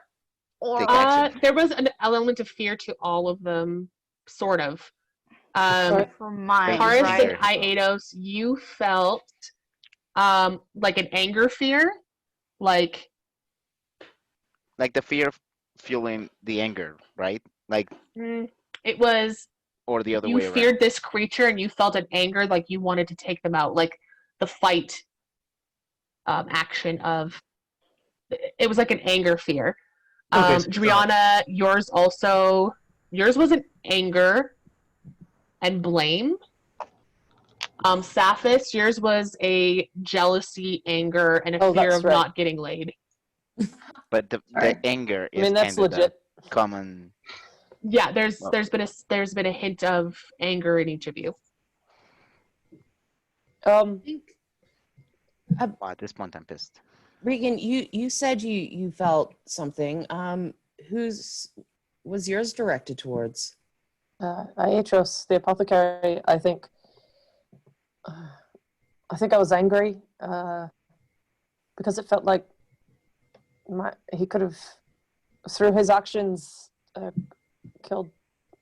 harmed my aunt. So I don't think it was directed at any of you. Oh, that's good. Mine was. So by that logic, be Regan would be the safest of all of us. Well, If targets don't shift, should be afflicted a second time. Perhaps it would be good to know who each of us should be wary of. I know, for me, I do not blame you. I think we know there's something else going on, but I should be wary of Aitos. And I hate to say this, but Regan, you need to watch your back around me. What? Around Oh you? no. Guys, I don't have anything. What I felt wasn't necessarily fear per se. I think I felt jealous. I think it's the fact that we don't quite fully comprehend what it is that's driving these emotions that's the most scariest. So the faster we can find this woman, the better we'll all be. And thank you, Adriana, for sharing all of that. Karis, Aetos, what did you guys see outside? Is there any leads at all that we could follow to find this woman? Outside everything's torn. There's not a lot of helpful hints, but I think Karis found footprints we can follow. Karis, Yes, they did. If you look here and here, there are larger footprints that look like it could be from the fellow we talked to in the tavern, and then there are these smaller footprints that could in fact be Cassandra's. Okay, let's follow the smaller footprints then. Let's go. Yes. You see these footprints as you follow them. They do head into another room just across the hall. But you also see other types of marks that are kind of like in that area, and they kind of lead towards the staircase on the opposite side of the room. And So this where do is we go? Kara's that sees them? Yeah. I point them out, but I'm more concerned about where the footprints go. Yeah, they go into this other room. Is the door locked or closed? It's barely ajar. Maybe we I just opened the door. prepare ourselves. What I was going to say, if you allow me to go first, since I can see, if you, I would be happy to do that, but please put yourselves between myself and Regan, in case I can in just. case the worst happens.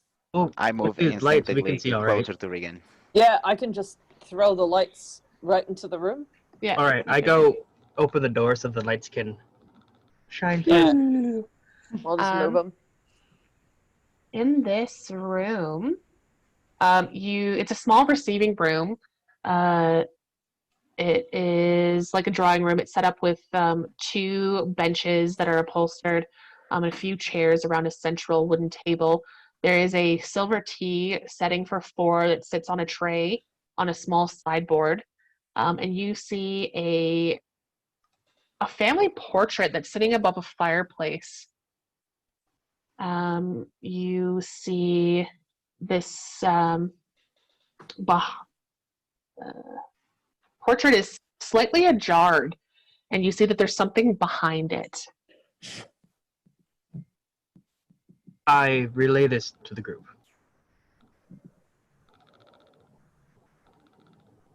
What do you think was behind the portrait?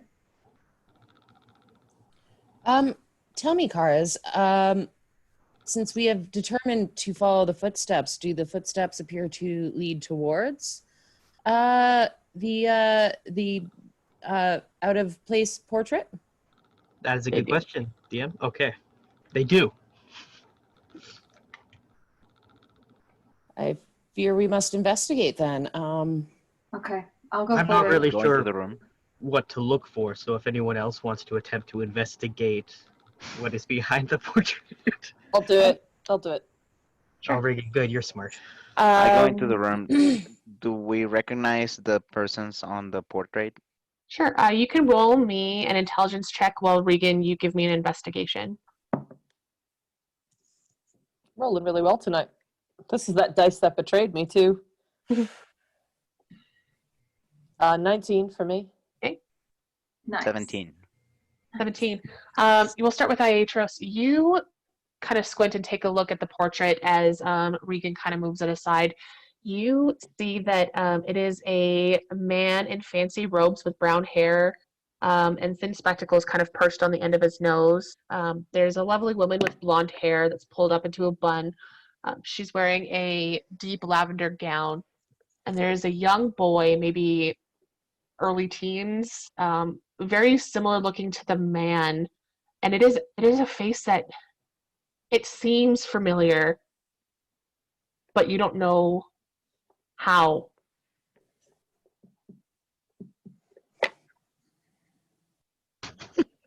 Regan. Is it familiar to everyone or just? Kiba and Sappis, no. I'm busy.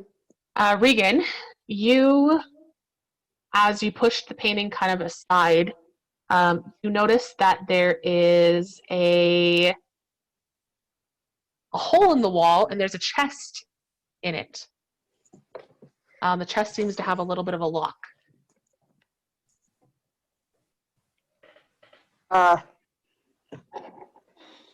Can anyone open locks? Oh, we have a key. Didn't we I find found a the key. Yeah. Do you Let's think see if it works. opens the lock? Perhaps. It's worth a shot. Right. So I come in, well, closer to Regan and just try to open the lock with the key. You're on mute. What was that? No. The key does not fit. Okay. No lock. Do we have any lock pickers around here? I mean, Cephas? We have I- lock picks. I can try. I'm not like I learned a little bit, but it wasn't my specialty. Hmm. But I can try.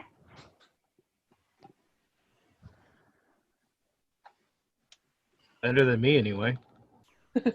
Oh I yeah, can I hack can it. do it. Oh, Why?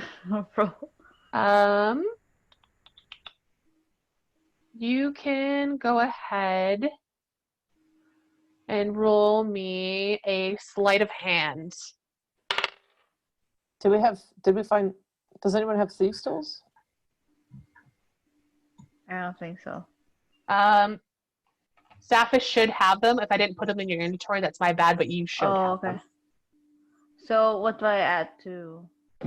It's your proficiency bonus. Oh. But a sleight of hand would have already added that in there if you're proficient in sleight of hand. If you're not, then it's a +2, plus your sleight of hand. I'm very Oh. proficient in sleight of hand. I don't mind trying it if this doesn't Yeah, work. I'm like I nah. don't know why. I don't know why I have a +4. I have a plus so out of 3, character. but, Kiba, before I rolled an you- 8. An 8. Okay, before you do that, Kiba, you're watching the technique that Sapphish is doing, and immediately 3 women appear, and they move around you and start to taunt. They are taunting you while you're watching Sapphish try to get into this box, and you hear, "Only a thief would know how to break into a chest like that. Thief should have their hands removed. They are impure of morals. If you do not act, this thief will steal from you or others and cause harm. Nalta would be disappointed if you let that happen and let it go unpunished." And I'll have you do a wisdom saving throw. You guys wish me luck. It's -1. So, all right, here it goes. 18, 19, Nice. -1.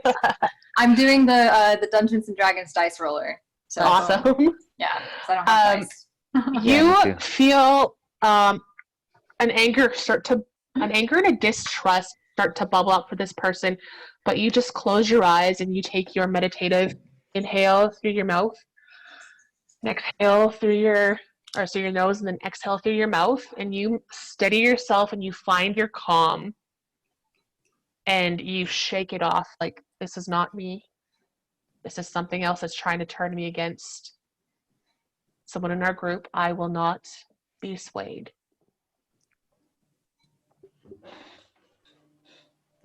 Zaphis, would you like some assistance? Yes, please. There you go. Okay. All right. So that is Yeah, we plus just get to trust a you with my 4. weapons. All right. I'm going to. Yeah, so it's a straight sleight of hand roll. Awesome. All right. It is a. Hold on. This thing's new. I got to reset and then roll again.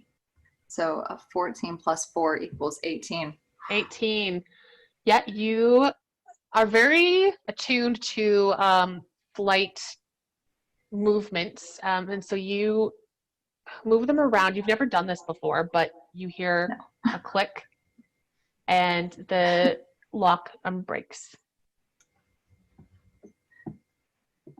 It's opened. Does anyone else want to touch this thing? I don't feel like it belongs to me. Dirty. We'll have that. Eva will be the lockpicker. So I didn't we're- even know I had this. Regan, do you want to take a look since you seem to be connected to this place somehow? I really don't, but yeah, I'll open the lid. All right, and you see something soon. We're going to go ahead and take a break there and come back. So we're going to be having Adrienne Wilkinson join us now. You guys enjoy your break, and we're going to ask some special 25th anniversary questions to Adrienne Wilkinson and find out about some character development. We'll see you guys soon. Adrienne Wilkinson is back with us to answer a few questions about her role on Xena Warrior Princess and her processes as an actor. Thank you for joining us once again. Thank you so much for having me. Thank you so much for being interested. I'm excited to hear the questions. First, we're going to start off with, it's the 25th anniversary of Xena. How does it feel to be part of a show that has, after 25 years, is still being celebrated and enjoyed by so many? Well, it's a two-sided answer. On one hand, of course, it's extraordinary and amazing, and we're all in awe of it still. The flip side is that we just all think, 25 years? Are you kidding me? Like, what? You know, it really is that old adage of time flies, because it feels, I mean, I feel like it was 18 months ago that I did that show. It just is so fresh in my mind and fresh in my memories, and it's constantly in my thoughts. So it doesn't feel that distant. It really feels so close to me.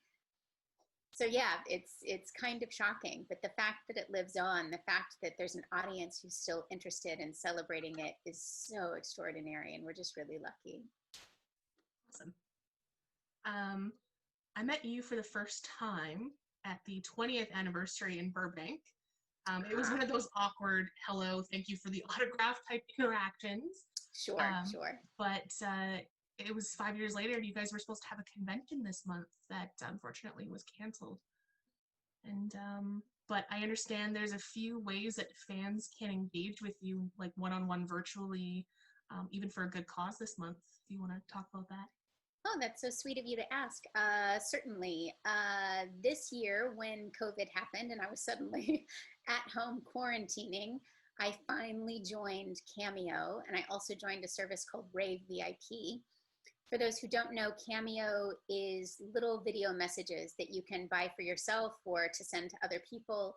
They could be anything from happy birthday messages to just a general pick-me-up or answering questions. It's just a fun, sweet way to interact, particularly when there aren't conventions. It's a way to have interaction with your favorite people. And there's oodles of people to choose from. You can just search my name in the search bars. Rave VIP is actually video chatting. So it's live video chatting. Again, it can be quick things like a hello, happy birthday message. Or if you are someone who's developing a script and wants feedback, if you are someone who is interested in acting and is really just looking for some information and wants to pick my brain, these are all things that are available because it's based on the amount of time that you want. So those are two things. The cool thing is that because it's the 25th anniversary and because also this week was my birthday, I've decided that anything happening, any purchases this week, 100% of that, the proceeds will go to helping a family that's dealing with food insecurity. So it's, you know, a terrible economy right now. It's really sort of a scary time. And I thought this would be a beautiful way for the fandom to not only have a good time, but make it for a great cause. So those are available.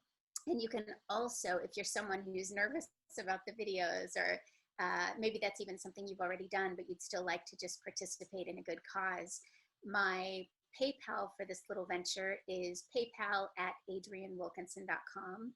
Or if you go to my website, adriennewilkinson.com, there is a autograph section in the shop, and at the top of that page is a donate button. And truly, you can donate any amount. And this is a type of cause where every dollar counts, because it's everything from a gallon of milk to some paper towels. So truly, it's everything is helpful. So it's a way to just have a great time for a great cause. Awesome. We'll definitely be donating on behalf of our Twitch. Yeah. Thank you. Being from Canada, we've had it a little bit easier, and we've just been watching all the struggles that have been happening down there, thinking, how can we help? And this is a good way. Like you said, a gallon of milk. Yeah, it makes a huge difference. If that is something that you need and can't have, suddenly having it is amazing. So, yeah, thank you. Thank you for doing that, though. Well, you know, I would love to take all the credit, but let's be honest. One of the beautiful things about being part of Xena and part of the Xena fandom is just this extraordinary focus on the greater good. So this is not something that could happen if it wasn't for this fan base. I mean, it's not to say that I couldn't offer it, but to have people really interested in it because of the good cause, that's really something special that exists within the Xena fandom. So it's something to celebrate, and just something that I'm so proud to be part of and really grateful for. Yay. It's really true. The Z-Knights, they certainly know how to come together, that's for sure. All right. So we'll kind of stick on that Xena theme for a little while. In Dungeons and Dragons, when we're creating our characters, we look at something called character alignment.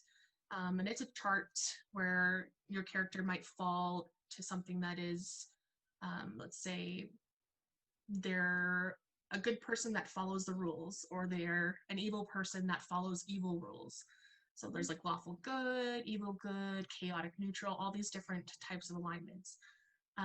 You saw a drastic alignment change in Eve and Livia. She went from what we would consider a lawful evil, somebody that was evil but followed her own set of rules and abided by them and expected society to abide by her rules. And then she went complete opposite, where she was following the word of Eli, and she was good, and she was trying to do good in the world. Did you know that you were going to have such a drastic change when you were reading for? Not until that not until that third script arrived in my inbox did I have any clue that was even an option. I had been hired to play Livia, and I thought I would play Livia till the end of the series. It was simultaneously amazing because I also did not know that I was Xena's daughter until after I had been hired. They had kept that information very secret, but I had absolutely no idea and no way to anticipate that would happen. I mean, you know, those first 2 episodes that I did were entirely featuring Livia, and she was amazing. I mean, what a cool character. So to be at the end of that second episode thinking life is amazing, it's gonna, you know, this is such a fun character to play, and then to suddenly sort of be mourning the loss of her, which is not to say that I didn't find beauty in the redemption story, but you know, it's pretty clear on screen that playing Livia was much more fun than playing Eve. And you know, any show is a lot of work. The hours are intense. It's incredibly taxing and exhausting. But a show like Xena is doubly so. because most of it is outdoors. So you're in the weather, you're under the sun, and so much of it is physical. So that's even more exhausting.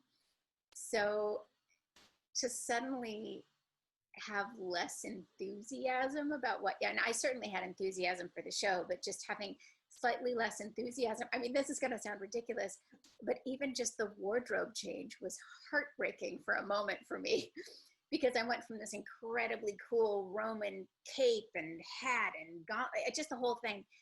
And I went to what looked like, you know, I had torn some Muslim off of a wall and wrapped it around me. You know, like, it was just such a very different experience, and it was still cool, but it wasn't that empowered place that Livia had been so delicious to play. Yeah, and I think they've mentioned that before. And so my next question was going to be, is it easier to play a character that's personality is so out there and opposite of what you would be in real life, or is it easier to play someone that's more like you? I think it depends. I think for me, one of the difficulties about switching is that when I was doing my part of creating the character, because of course the writers create it, the producers create it, the wardrobe creates it, but we all sort of have our piece in it. And what I had created for her was something that I had really worked on and loved. And then, you know, I got the script where I became Eve probably the day before we shot. And she felt like a stranger to me, which was one of the hard things. So it's not whether or not she was closer or farther away from me. It was more that I just hadn't had the time to really wrap my brain around what that difference was. And I was so longing to, because the truth is, the first episode of I think the first episode was Livia and the second episode was called Eve, maybe. Yeah. Of mine, I mean. But the first episode, I was amazed, but I was definitely overwhelmed. I mean, I was so jet lagged. Everything was brand new. My costume wasn't working. Pieces were falling off. The fighting was just something I was still sort of wrapping my brain around. So the first episode was so much fun, but it was also kind of stressful because I wasn't 100% sure if I had really gotten her. But the second episode, oh, I loved her so much. I think that's my favorite. It's certainly mine. Just that fight scene, I felt so great. I knew how to do it. I knew I just really felt like, oh, this, you know, it took me, I think back then every episode was shooting about 8 days. So by 8 days in, I mean, I knew her backwards and forwards, and I was so enjoying playing her, just really savoring it. So the loss of that was just something that it took me a minute to find my feet with again. So it's not even whether one was more or less difficult or more or less like me. It was more the shell shock of just not understanding, not having any anticipation that was happening. We can definitely relate as Dungeons and Dragons players. We create our characters from scratch with some guidelines. We have the races and classes, then we give them a personality and backstory. And then sometimes for years, we're playing these characters, and it's all improvised, but there's that little bit of growth. And then sometimes our characters die because we have little role battles, and we can't control how the roles turn out sometimes. And sometimes our characters die or something happens where we cannot play them anymore. And it's the most heartbreaking thing in the world. So I can imagine being so pumped up and being so into it, and then it's something's changed. No longer that character. There's a bit of a grieving process for sure. Yeah. Speaking of grieving process, emotions are a big part of any character, and sometimes you have to play those emotionally intense scenes, and it can be difficult, especially if you've never experienced what your character is experiencing. So there's a lot of the thought process and stuff behind it.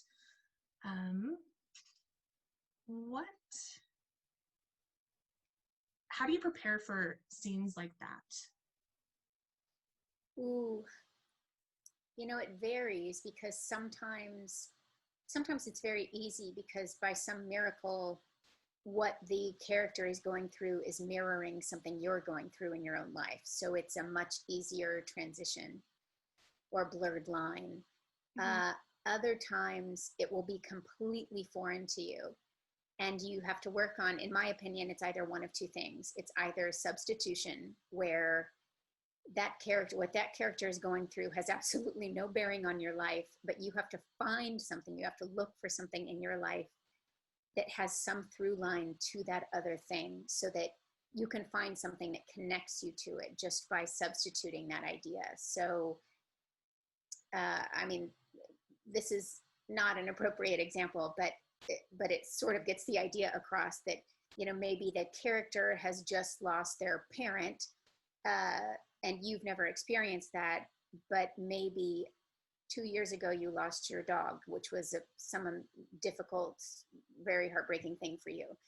And that sort of thing doesn't work with everybody, but it's an idea that your body and your emotions have been through that process. So you can sort of dig back and remember what your feelings were and certainly find that empathy for something that is a totally different situation. If it's not that, then it has to be that you've built a really big not necessarily big, but a weighty, a intricate backstory for the character. So that if you know that you're staying true to whatever those rules are that you've built, then you kind of can't go wrong. So, you know, with Livia, she was this character that had been brought up to be a weapon. So if they had suddenly given me a scene where she's sweet as pie and super generous and really gentle, it would have been strange. But of course, if it's the scene, you have to play the scene. So I would have to figure out how I could make that true to her. And in my mind, it would be that A, she's totally lying. B, she's manipulating someone. You know, like there's some other thing that she's getting to. But it would be that I would have to figure out a way that would make sense for me to play those foreign emotions for that character. And sometimes they give you that on the page. I mean, sometimes that's explained to you and you've been given enough of backstory or information that you can sort of easily put those pieces together. But no matter what, it's about making it authentic to yourself. If you are not believing it yourself, nobody's going to believe it when they watch it. So it's just really laying the groundwork. I've heard, I've never experienced this myself or coming close, but sometimes actors, if they've been playing a character that has such strong emotions for too long, they get something called emotional contagion, where they might start feeling that character's emotions and bringing it home with them when the production ends. Have you ever experienced something like that?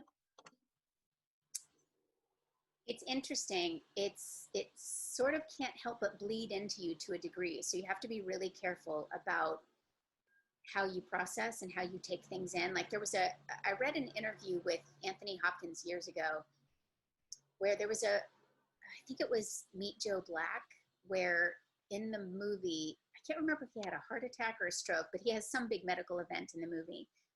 And he told production, he went up to them and he said, make sure you're ready. Everything is ready. There's no technical snafus because I'm going to give this to you twice. I'm going to give you 2 takes and I'm never going to do it again, period.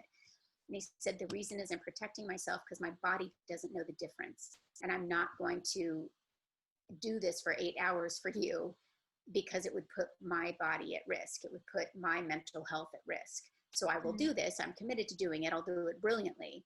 But you got to be on your game because I'm only going to give you 2 takes. And I had such respect for that because, you know, as an actor, your job is to deliver, but as an actor, your job is also to protect your instrument. And certainly with, you know, like I'm not a method actor. I can't imagine living in that space because method means for the length of that character, you are living it 24 hours a day, whether you're on set or not. I could never do that. I'd lose my mind. Mostly because, you know, because it's dramatic, because those characters you know, if it's on screen, it's because it's interesting. If it's interesting, it's because those characters are living big lives in some way. And if you're having to carry that emotion with you all the time, it's just got to be exhausting. And I respect the people that can do it, but for me, it just doesn't feel healthy. I definitely leave it all at work. You know, when the cameras yell cut, I am back to me. And to me, that helps me just let it go, get it out of my body. But that's not to say that at some points it doesn't bleed in. Like, it definitely just naturally does. I played a character once where she had a sort of superpower is the wrong word, but an extra sensory perception where on any reflective surface, she would see mirrored in it whatever the worst thing was that had ever happened reflected in that surface. So she walked through the world with blinders on because everywhere she looked was just terror. It's just constant, whether it's a mirror or whether it's a pane of glass or a car that's shiny or, you know, anything that can have a reflection. She was just constantly being fed with these horrible images that had been reflected in some moment in time in that space. And I only played that character. It was a short film, so I only played that character for maybe 2 weeks or something. But by the end of it, I was so grateful to let her go, because even though I wasn't living it 24 hours a day, it was still a lot of time that I was living in that space of being terrified. And I just remember hating that feeling so much because it sort of built up over time. And anyway, I can see that that definitely happens for people. And certainly if you're playing someone who is sick or not, you know, going through something terrible, and you're doing it for months and months on a TV series or something, it would be very exhausting. And I think each person has to come up with solutions that they know help their own bodies and their own mental health to make sure that it's not something that affects their real life. Totally, that's really good advice. A lot of people play Dungeons and Dragons, and that's something that happens quite a bit, is they're so invested in their characters, and sometimes it does bleed through. I know as a dungeon master, I'm a big fan of drawing those emotions out of my players, and I've made Bailey cry, my wife, so many times. I've killed her favorite NPCs, given her so much growth, so there's happy tears, sad tears, and for days she'll be feeling it afterwards, and I'm like, I'm so sorry. You turn that out. Yeah, you are in dangerous territory, darling. Yeah, whoops. So I'll get her to watch this and be like, you need to shut that off after, you know, we're done playing. It's okay. You're fine. Oh, but it is tricky, especially as you said, it's when you get invested that it becomes difficult. Yeah, totally. And so when we're playing Dungeons and Dragons, we're usually around a table and we're interacting with people face to face. Because of everything that's happening in the world with the pandemic, we've moved to doing online Zoom sessions. And even with this stream in particular, Adventures in the Known World, there's a few of us from different countries, so it's definitely Zoom based, which is fine. We're still getting to see each other's faces and get to play after each other. But you actually have some experience with voice acting, and I understand that you don't get the luxury of playing off of other actors a lot of the times. True. Twice in my entire voiceover career have I had the luxury of recording with the other characters in the room. Most of the time, it's just too much to juggle. So what they do is they only bring you in to read your lines. Very rarely do they even allow you to hear what the other characters have done. So it's sort of in a vacuum. And the great part is that it can be very fast. The tricky part is that sometimes it's very unsatisfying because without those touchstones, I mean, you trust your engineer and your director, so you know they're getting what they need. But as the actor, it can be frustrating because it doesn't necessarily feel satisfying because you're not entirely convinced that the emotions played through correctly because you haven't heard the other pieces. And sometimes you're recording your part when the other pieces haven't even been recorded yet. So it's definitely tricky, and I think it's really, more than anything, it's an exercise in trust, trusting your own instrument and what you're able to bring, trusting your instincts. But honestly, more than anything else, because you're kind of blind, you really have to trust those that are in charge. So the director, just everybody that's contributing, you have to trust that they are not going to let you leave until they get what they need. So you did a game recently, 2018, I believe it was, called Epic 7, and you got to do 3 characters, did the voices for, which is freaking cool.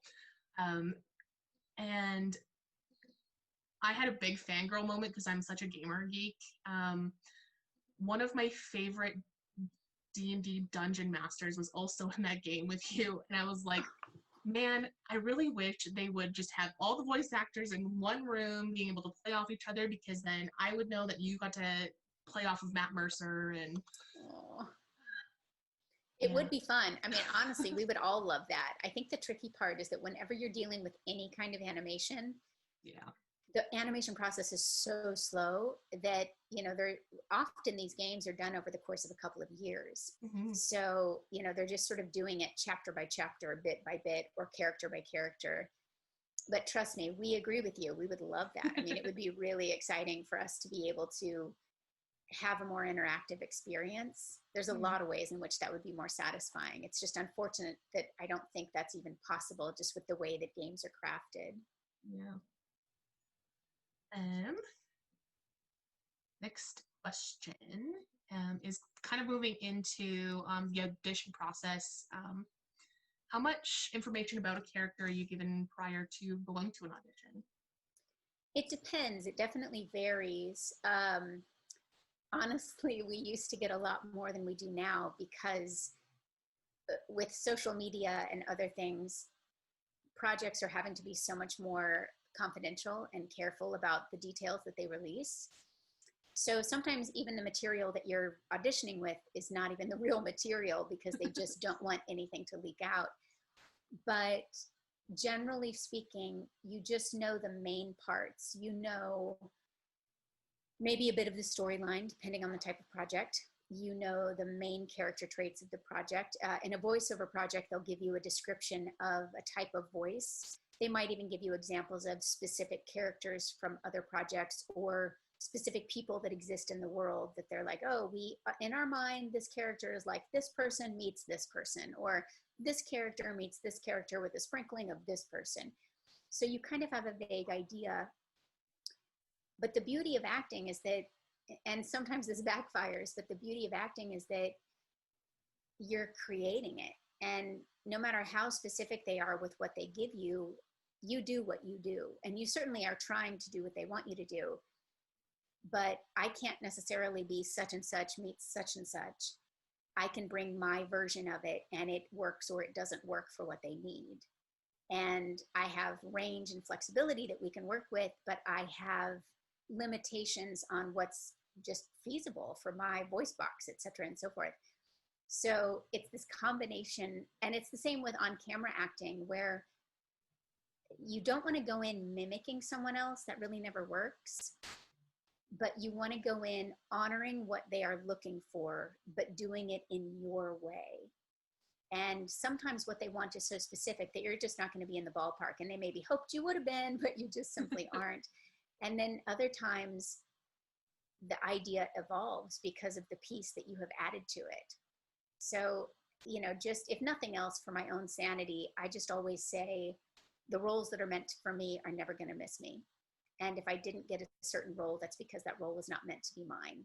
It's not necessarily about exactly what happened in the room. It's about all the pieces that go to make that character, that production, those relationships in the room. Awesome. So is there ever moments during an audition where they have you go off script and improvise and see how you do the character in that situation? There definitely is, but it is also definitely rare. And the truth, at least in my experience, the truth is that the more time that goes by, the less that happens. And I think that's because you know, it's an industry that has changed vastly in 5 years. And the amount of self-taping that we are now doing, as opposed to going to a casting office and auditioning for them in the room, it's a completely different business now. I mean, 5 years ago, maybe you would get one audition a year that was a self-tape, and it's because that production company was in another state or something. But now I would say, well, in COVID, 100% of auditions are done by self-taping. But even before COVID, I would say 75-80% of auditions were being done in self-tape. And it's just not possible to improvise when you're self-taping. It just doesn't make sense, because it's not something they can really ask you to do ahead of time. And of course, also, they just don't want to be watching a bunch of garbage. So they send you exactly what they want. This is And, what we need. you know, exactly. They want to keep it short and sweet, because they're getting hundreds of videos or thousands of videos or whatever. So it's definitely changed. And I'm sure, I mean, of course, there clearly are projects that are strictly improv, and you would be auditioning as improv with that. But for most dramatic things, and honestly, even most comedy that I've been up for, there's very little improv. Good, it's structured. Yeah. That's wonderful. So what, especially during COVID, I know a lot of us have a little bit more time on our hands and we're learning new skills or upgrading our skills. What are your favorite ways to improve upon your toolbox as an actor, or learn new things in your craft? Ooh. You know, I think one of the dangers of being an actor, is that when you are first jumping into this business, you are sort of labeled in certain ways. You are this character, you are this type of person. And the truth is, initially, you kind of want to be pigeonholed, because you don't mind playing the same type of character 4 times if people are going to notice you, and then that gives you the freedom to be able to grow from there. But the other side of that, the problem is that there's so many things that you know you can do that you're not getting a chance to be able to audition for. So it's kind of this strange catch-22. But I think one of the important things to remember is that all of us evolve as we get older. So the characters, and I don't just mean, you know, like I used to play high school and now I can't do that. I mean, obviously, but I just mean the types of roles you can't, you know, other people are going to limit the idea of what you can play. And you certainly can't be somebody who's also doing that.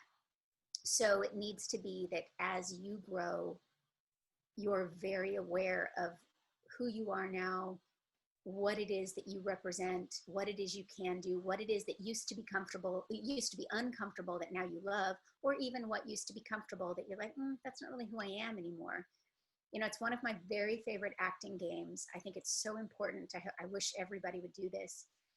There's this exercise, and it ideally is done with complete strangers. But you take an acting class. On the very first day, everybody walks into the class and you tell them not to speak to each other. No one's allowed to talk to the other people. Then you have each person go up to the center of the room, and everybody writes down who they think that person is. What it is, just from looking at them, what it is that that person might be, what roles they could play, what that person's real life is like, etc., and so forth.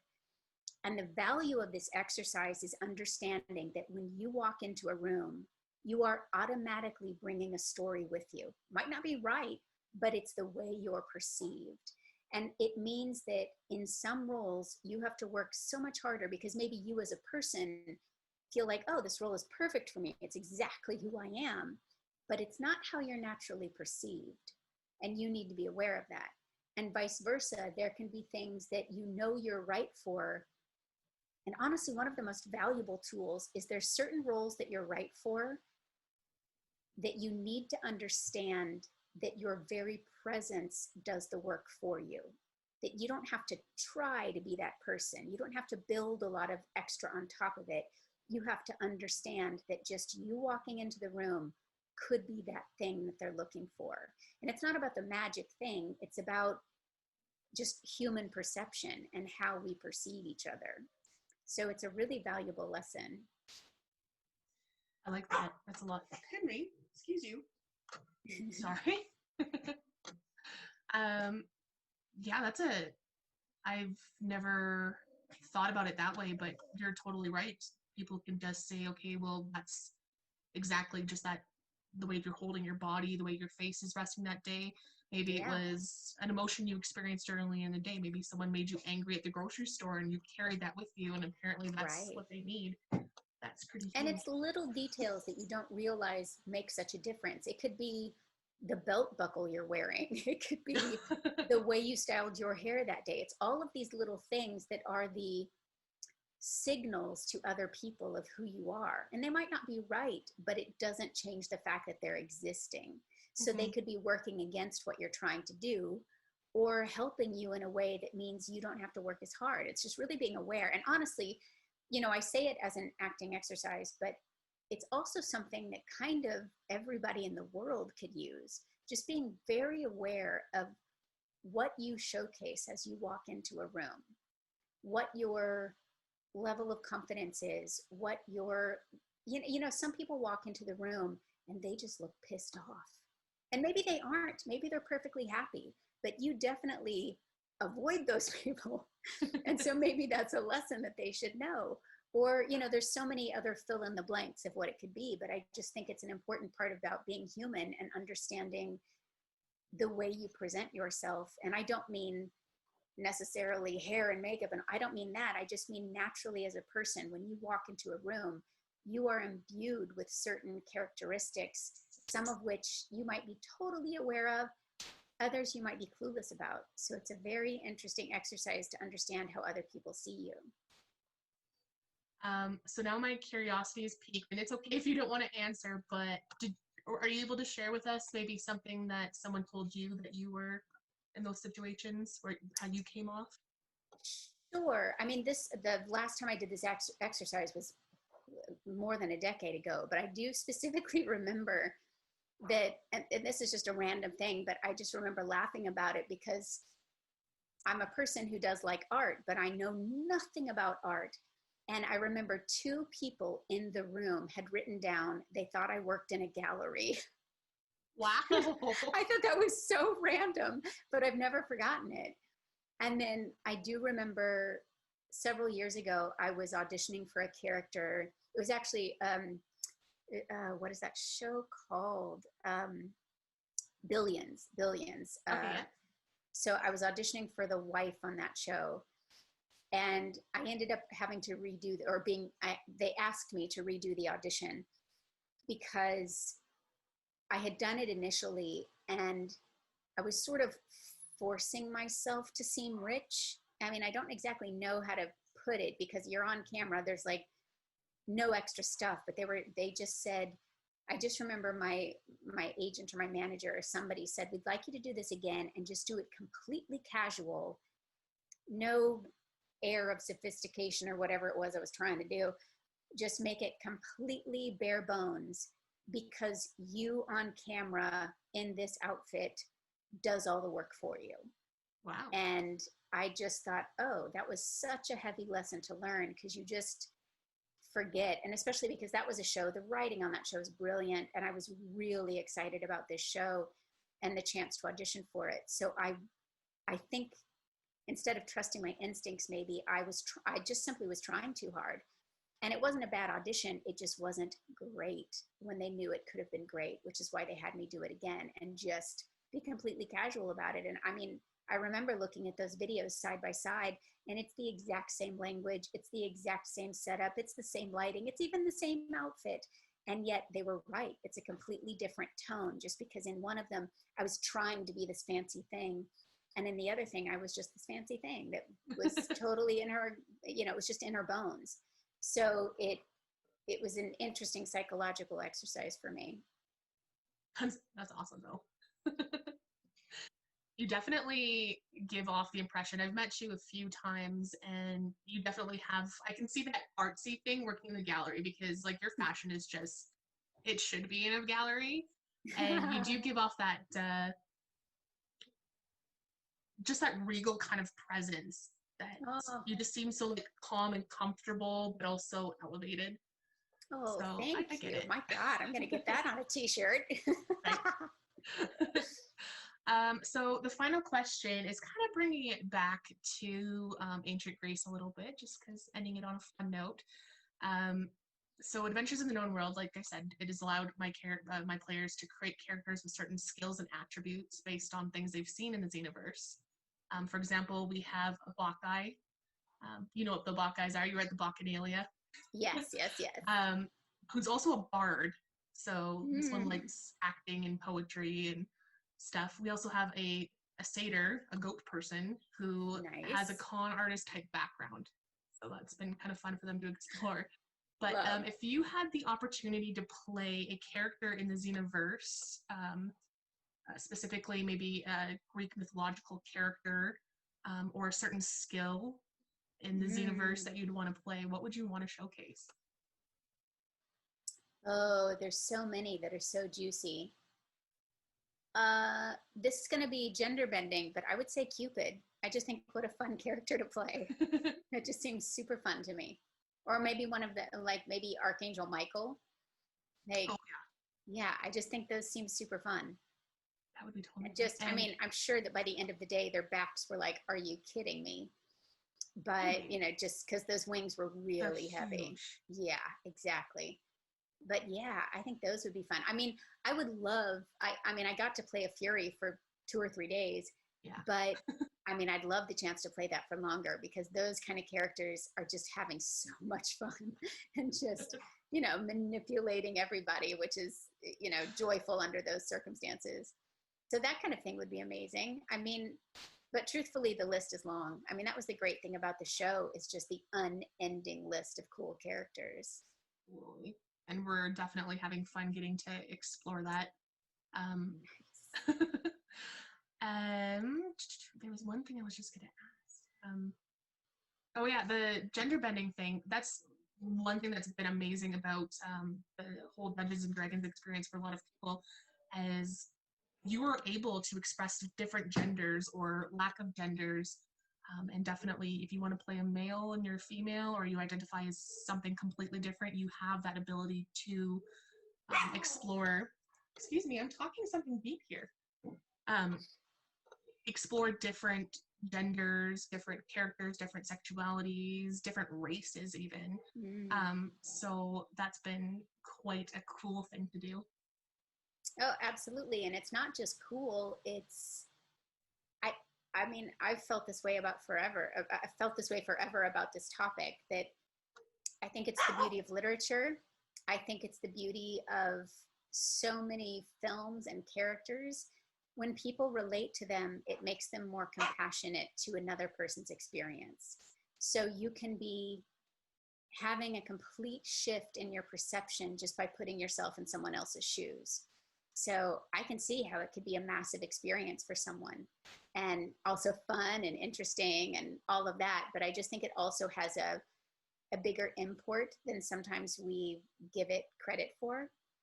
That it's so incredibly valuable to understand experiences that are outside of your own.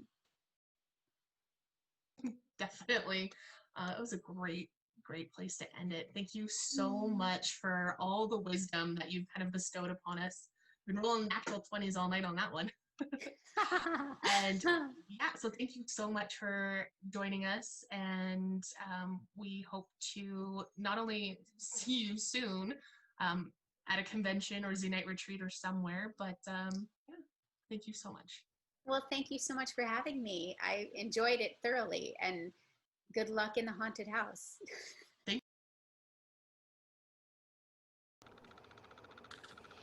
Welcome back to Adventures in the Known World. Once again, I thank Adrienne for joining us and providing so far what seems to be an amazing game with the rolls of fates that she gave. Yeah, what are you guys thinking so far of what she's putting you through? Oh, it's awesome. Gosh, Grr. it's so crazy. It's very I mean, Driana hates it. Robin loves it. Sappho's Same here. figured it out, but it's like God, I have to clean the horns after, but you know, I'm enjoying it a lot. Quite the experience.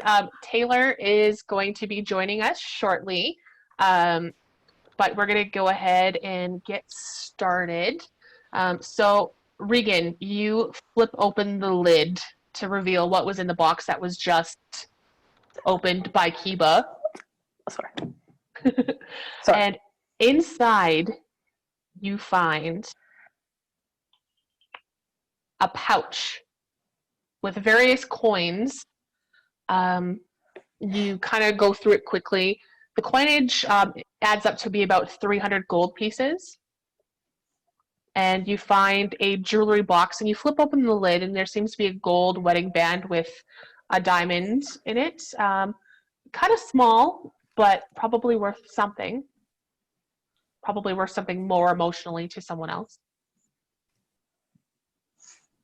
A gold wedding band? Yeah, that has a diamond on it.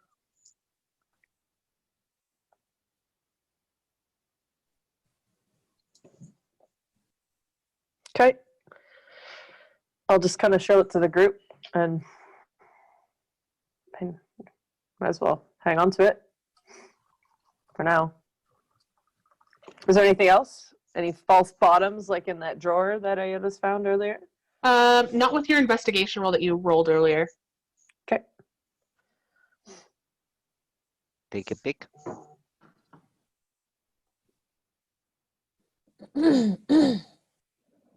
Cool. So, Regan. Yeah. Do you know who's in the painting? Since like you seem to know people involved with this house. do they look familiar to you? Do they look familiar to me? You can go ahead and roll an intelligence check. Okay. Back. Thank you, guys. No worries. Like so good. 23. 23. So good dice. Yeah, the boy's face looks familiar in that it looks like the older man's face. And the older man's face, you squint your eyes a little bit. There is a familiarity. Then you squint your eyes and you focus and you squint again. And then you imagine either of these men older. And it's the apothecary. It's Iatros. Which makes sense considering the letter that you found. Do you think that wedding band belongs to him? Or So wait, or does that mean? whatever? Have you shared this with us? Yeah, yeah. Okay. Does that mean this is Aether's house? Do you think? It could be. Yeah,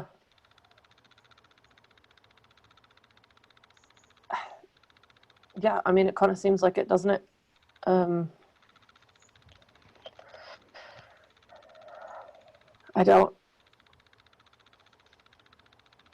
mean, it looks like maybe he has a son. It's son. strange. Well, they look very related. I mean, like they're related. I'm not sure. Just keep Anyway, looking for Cassandra, and maybe we can exactly. talk to Iatros tomorrow, or I don't know. All right. Do any of This us is see this strange. picture? Yeah, but we don't recognize the person. Because you Yeah, and but I if would. they're thinking that the older person's the person, I would say, well, could the apothecary be the younger one in this portrait? Yeah. Am I able to tell which one? Is it the young one that's Iatros or the older one? The younger one looks like the dad, and the dad looks like Iatros. But give me an intelligence check. Another one? Yeah. Holy shit. 23 again. 23. You seem to remember the conversation that you had with Iatros. He is not a magic user. He knows how to like combine ingredients for potions. He mentioned that his father was. Yeah. You know that he had a father, and that the father has been gone for quite some time. Right. I'll mention that to the group. But you didn't know. Iatros didn't mention having any children of his own. Right.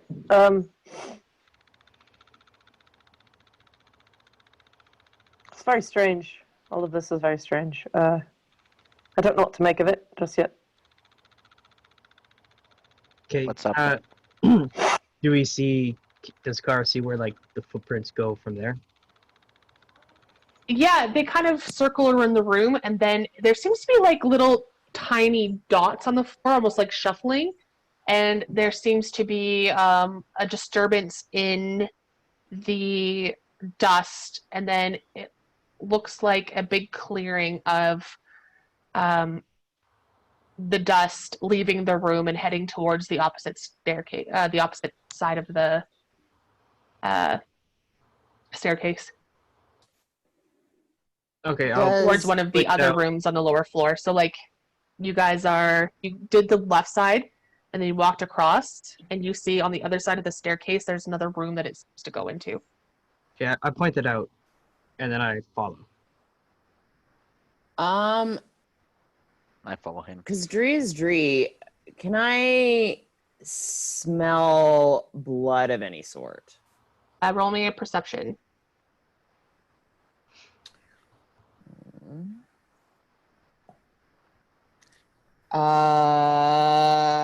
Dirty 20. Dirty 20.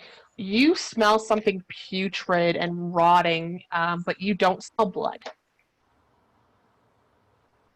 I think perhaps beware. I smell something, perhaps rotting flesh. Wait. How did you smell that? How can I don't smell anything.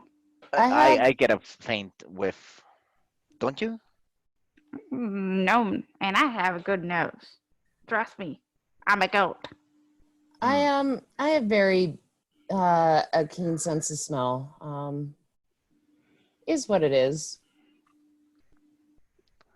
Just wanted to give everyone a heads up. Thanks, Dree. Yes. Sorry. Continue on. With that, Where did you smell that? Sorry. Just now, when Kara's pointed out the footsteps turning into more of a smoother track in the dust, I thought perhaps drag marks. So I scented the air to see if perhaps, unfortunately, if a body or an injured person may have been dragged out of here. I mean, How strange that you know what that smell is like. I think we should follow it. Before? we could use Gallagher to try and track the smell. If you're worried that it might be Cassandra. She would be rotting already. Like that. That's a good point. It might be someone in the portraits. Yeah, maybe. It's not like a rotting person smell, it's just like a rotting smell. Like just general decay? Yeah. Okay, Like then maybe- retcon, I said smell of general decay. Maybe it's Cassandra. Let's go check it out. I have my Warhammer ready. Kiva starts following Driona's scent. Yeah, I mean, it's not hard. The drag marks and the scent go in the same direction to that other door. It would have been the first door on your right when you came into the house at this point. So you guys can follow that. The door is open. I will, I'll go through first. I follow go next. I'll be third. I guess I'm fourth. Not a Go problem. through the door at the same I just like let Iatos and Kara's like in front of me, like, oh, okay, they're in a hurry. Right. So as all you guys come into this room, I'm assuming Regan, she pushes her dancing lights into it, and it lights up, and immediately you see that this table, it's a dining room almost. It's a table in kind of like an L shape. There's a long sideboard in this room, some crates and some barrels. Not a whole lot of interest, but as you guys all look up, you see a hole ceiling in the one corner, and this room is the top of it is filled with webbing, and immediately you see 3 giant spiders start to lower themselves, and I'm going to have you all roll initiative. And I've had 2 cats just join the room, so while you guys do that, I'm going to get rid of the cats because they're going to lay all over our board, ruin our camera.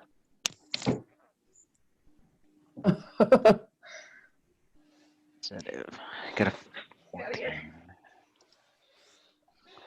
You too. Bye, Ollie.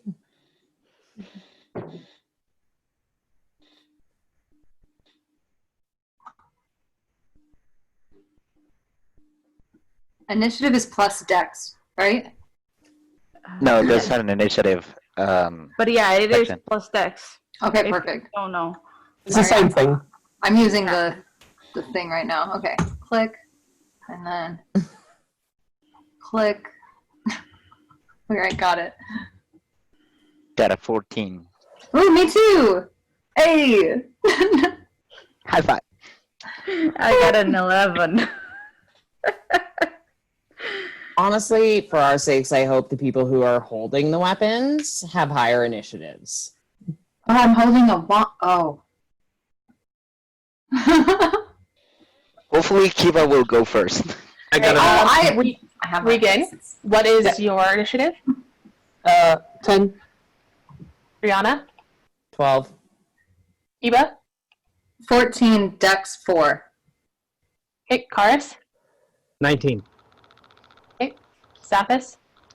11. What did Jay get? And Eidos? 12. 14. 14, what was your dex? 3? 2. 2. No, wait. No, yeah, 2. Okay.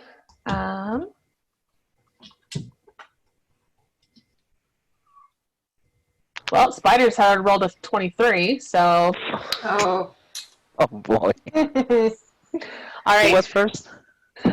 Immediately, the spiders, they go ahead and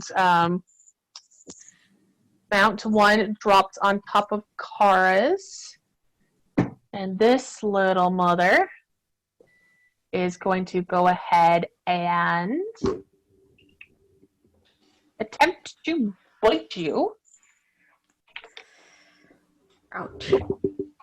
That is going to be 25 to hit. That'll do her. Yeah, I thought so. That's 5 piercing damage. And I need you to give me a Constitution saving throw. Yep. Yeah. That is a nat 1. Nat 1, that's a fail. So you initially take those piercing damage, and then you feel a poison kind of being pumped into you, and it stings. And you're going to take an additional 9 points of poison damage. Awesome. And you are... Yep, that's it. Just poison damage. Cool. The next spider has dropped right in front of Kiba. And it's going to go for a 21 to hit. Give me a Yes, 14 is my, yes. You take 8 piercing damage, and I also need a Constitution saving throw. All right, 8. 31. And then Constitution saving throw. All right, roll the d20. It's a 17 plus Constitution plus 2. It's a 18, 19. 19, okay. You two feel a poison being pumped into you, but it doesn't have the same effect, but it does have a little bit. So you are taking the half damage, so you do take 5 points of poison damage. Ooh, -5, but also -8. All right, guys, I think we're gonna need some healing. The other one drops on top of Regan. Oh, no! Sorry, squishy. That's going to be a 15 to hit. Yeah. Oh, no. I'm so sorry. That's 11 piercing damage and a con save. Okay.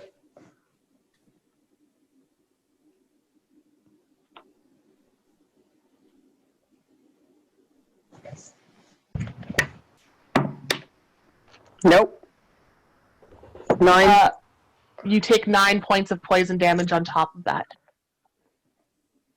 And it is Karis' turn. And you are right here. In front of the spider. Well, I'm annoyed. So I take my warhammer and I smack the stupid spider that just attacked me. Go ahead. Make its day.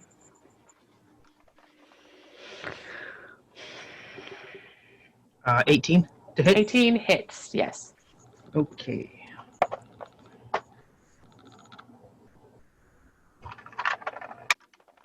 The spiders are very large, but spiders are inherently squishy. 13 damage.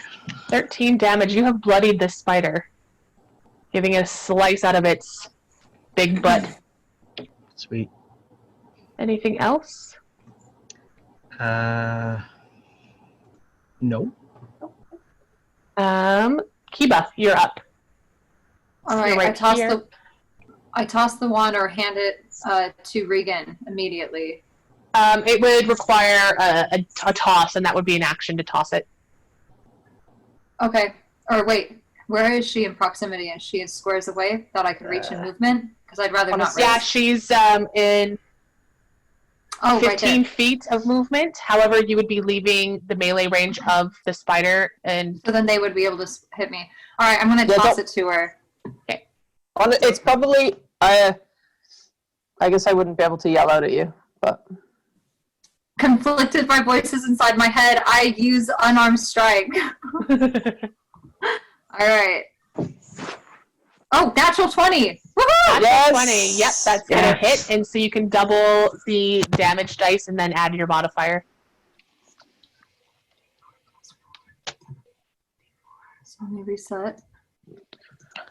Okay, so that's a 4 plus 4 is 8 for the first one, and then do I do that again for this? It would be, you would add your modifier. 4. So that would be 12 for that first hit, yeah. Perfect, and fuck it, I'm gonna use a key point and do Fury of Blows as well.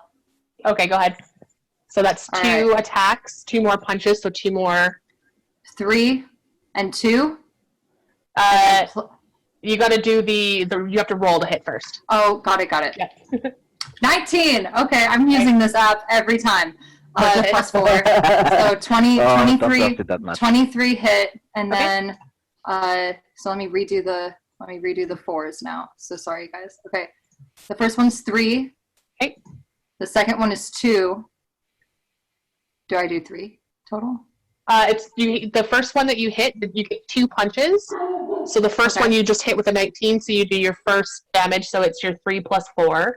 So that's 7. And then you can roll your second punch again. All right, so let me roll the d20. 16. Yeah, that'll plus hit. 4, 20. Okay, perfect. And then let me roll the d4. 4! Ha ha ha! Plus 4. Another 8. This spider, you punched the crap out of it, and you can see that it's already starting to get some ichor on you, and it's looking very hurt. You have caved in some of its body and its head. It's still alive, but it is barely hanging on. Aidos, you're up. Okay, I'm gonna run to where Regan is. Okay. And use Cure Wounds. Okay. By touching her. Thank you. Let me roll the D8. 8. Nice. So it's 8 plus. Plus my spell casting, which is. Hang on. No, it's just a straight 1d8. Oh, the Cure Wounds? straight one? There's no modifier? Not for him, no. Oh. No? Oh, okay, cool. Yeah, Yeah, it's just 1d8. that makes sense. Cool, just the 8. Oh, that's But right. hey, something. Yeah, definitely. I'll take it. You happen to have my weapons, right? I do. They'd be just like slung along my back, so you could honestly just take them. Can I take my weapons? Yep. Can I use them this round, or do I have to wait for the The next? Cure Wounds was an action, and the bonus action would be equipping yourself, so that's all you can do Okay, this cool. round. That's more than enough for me. Driana, you're up. Okay, Kiba has my spell components, correct? Correct. Yeah. Okay. I'm going to move. I'm not melee with a spider, right? No, you are right No. here. So, 5-ish feet would get you within melee range. Well, more like 10. Okay. No, I just want to know if I'm gonna get attacked if I move. If you have a spell that doesn't require your material components, then you can do that spell. I can't use any of them here. So I will move to the spider that attacked Regan. Your thunderclap And- doesn't require any components. No, but it's ranged and it can take a lot of people with it. Yeah. Good call. So yeah, I will move to the spider that attacked Regan. Okay.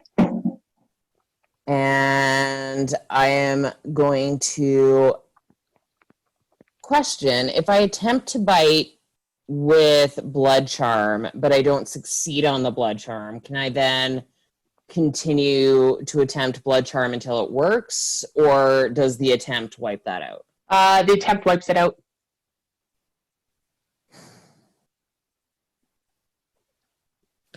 You know what? Fuck it. I'm gonna attack with blood charm.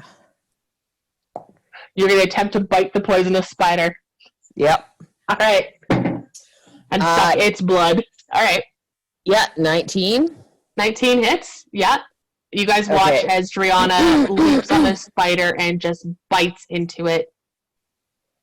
It's So screeches. that'll be 4 piercing damage. Okay. I guess that there goes that conversation.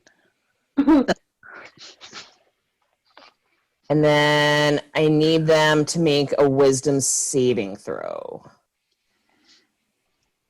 Okay. That is a 15. Fuck, that passes. Sorry. Thanks, Amanda. Whatever. Then I will bonus action. Who's the most? Can I tell who's the most hurt right now? You can attempt to perceive. Regan's the only one in front of you that you would be able to know that she took some damage. The others you would have had to spend some time to determine. But with So a I free would have had action, to- you would know that Regan. But Aidos is kind of seeing to her right now. Would I have seen Aidos do cure wounds? Yes, because as soon as that spider came down, you guys kind of all bolted towards Regan. Aidos beat you there, though. Okay, then that'll be my turn. Samus. He was pretty hurt. Kiba's hurt, right? Yes. Did I hear like Kiba getting hurt?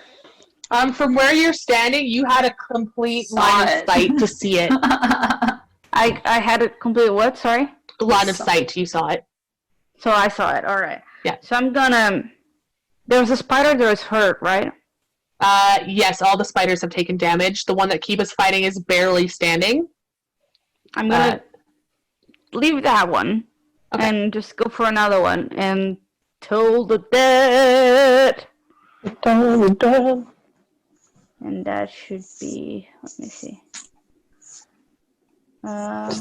Using our cantrips. Was it? They're just spiders. We got this. Just spiders. Speak for yourself. Cantrips. We have to use cantrips. Yeah, that's harnessing right, poison. fire. Fuck. Wisdom saving throw. That one's only a 6 this time. So okay. So where's my? I believe It's because it's taking 1d12. damage, it's 1d12. That was just a 2. That's the one that's facing Cars right now that you went after? Yeah, sure. Okay. And I'm gonna Sorry, I didn't hear the. It was 2. Okay. I'm gonna face Kiba and say, "Hey Kiba, what's the element that can both heal you and lift you up?" Oxygen? Helium. That was good. I enjoyed that. And then 3 hit points that you heal. Healing word puns. Love it. God. Ridiculous. But... All right. So Kiba is then healed 3 hit points, and then it is Regan's turn to react. Having this giant spider just come down on you and take a chunk out of you, and then It's right in front of me, right? Like in melee? yeah, it is beside you, but so is Aedos is kind of in front of you, being like, "Yo, cure wounds," and then Driana's there reach too. out and touch it and do shocking grasp. Okay. Don't you need your wand? No, not for this one. Yes. Okay, cool. So, it's a melee attack. Yeah, melee. Oh, that's cocked. You also get advantage because it is in. No, you're good. No, You have advantage on the attack roll if it is wearing armor. Yeah, no, it's not wearing armor.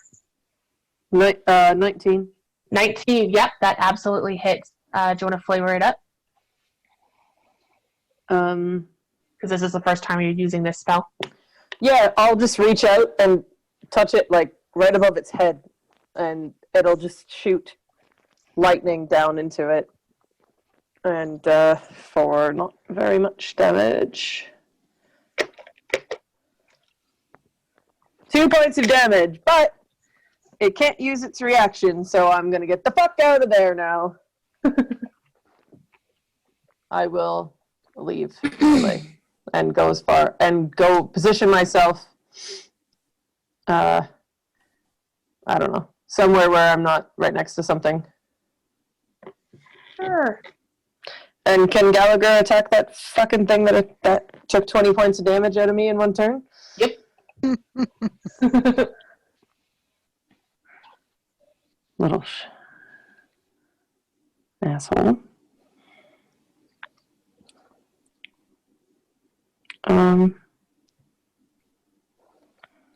Sorry, I can't find his stuff.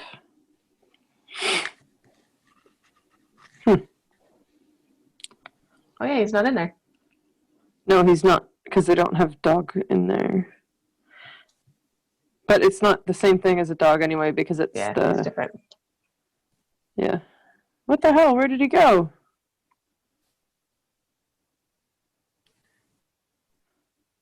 Oh, here we go. Sorry. It's just gonna go out for a bite for 18. Yeah, that hits. And then just a D4 of damage. 4! Okay. You did more damage than I did.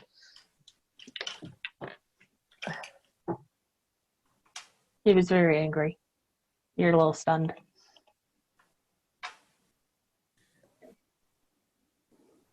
Okay, that's both of our turns. Perfect. So then we're back at the top.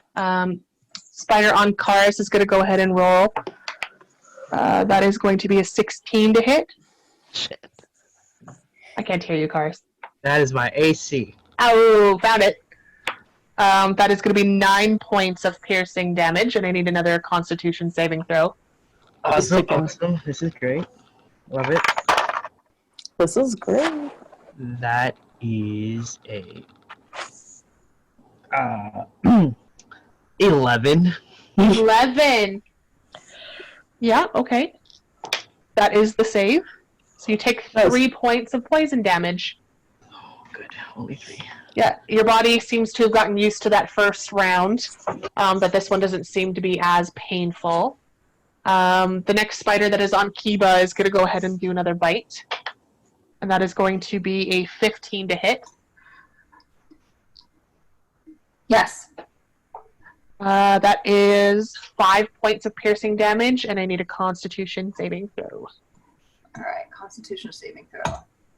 Yes, and then plus 2, 20. 20, yeah.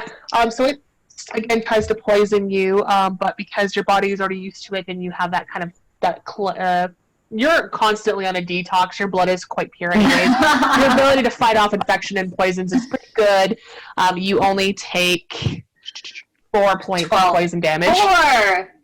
Okay, but what about the initial bite? Did I get any points of damage for that? Yeah, you did. It was only 5. Okay, so -4 and -5. Yeah. All right, guys, I'm dying. And then the last spider is gonna try to give Regan a last nip. No, I left. I left No. mainly. Oh wait, you're right. Regan left. I didn't get an attack of opportunity on you. That's okay. No, it won't get it anyway. I use Shocking Grasp. It doesn't You're have right. a reaction until its next turn. You're right. So who's then's left? I think that will be me. And Driana.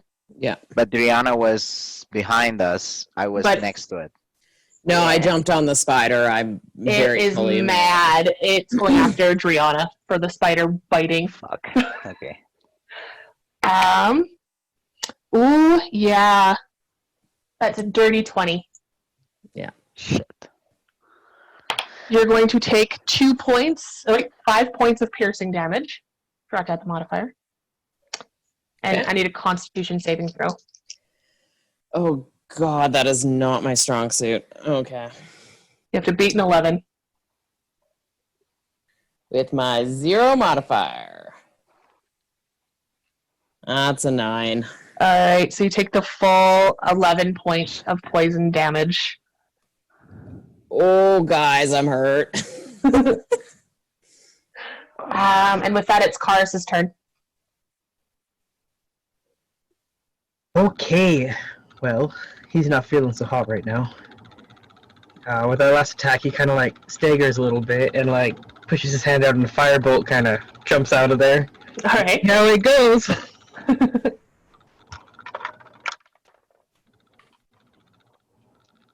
16. 16 hits. Finally.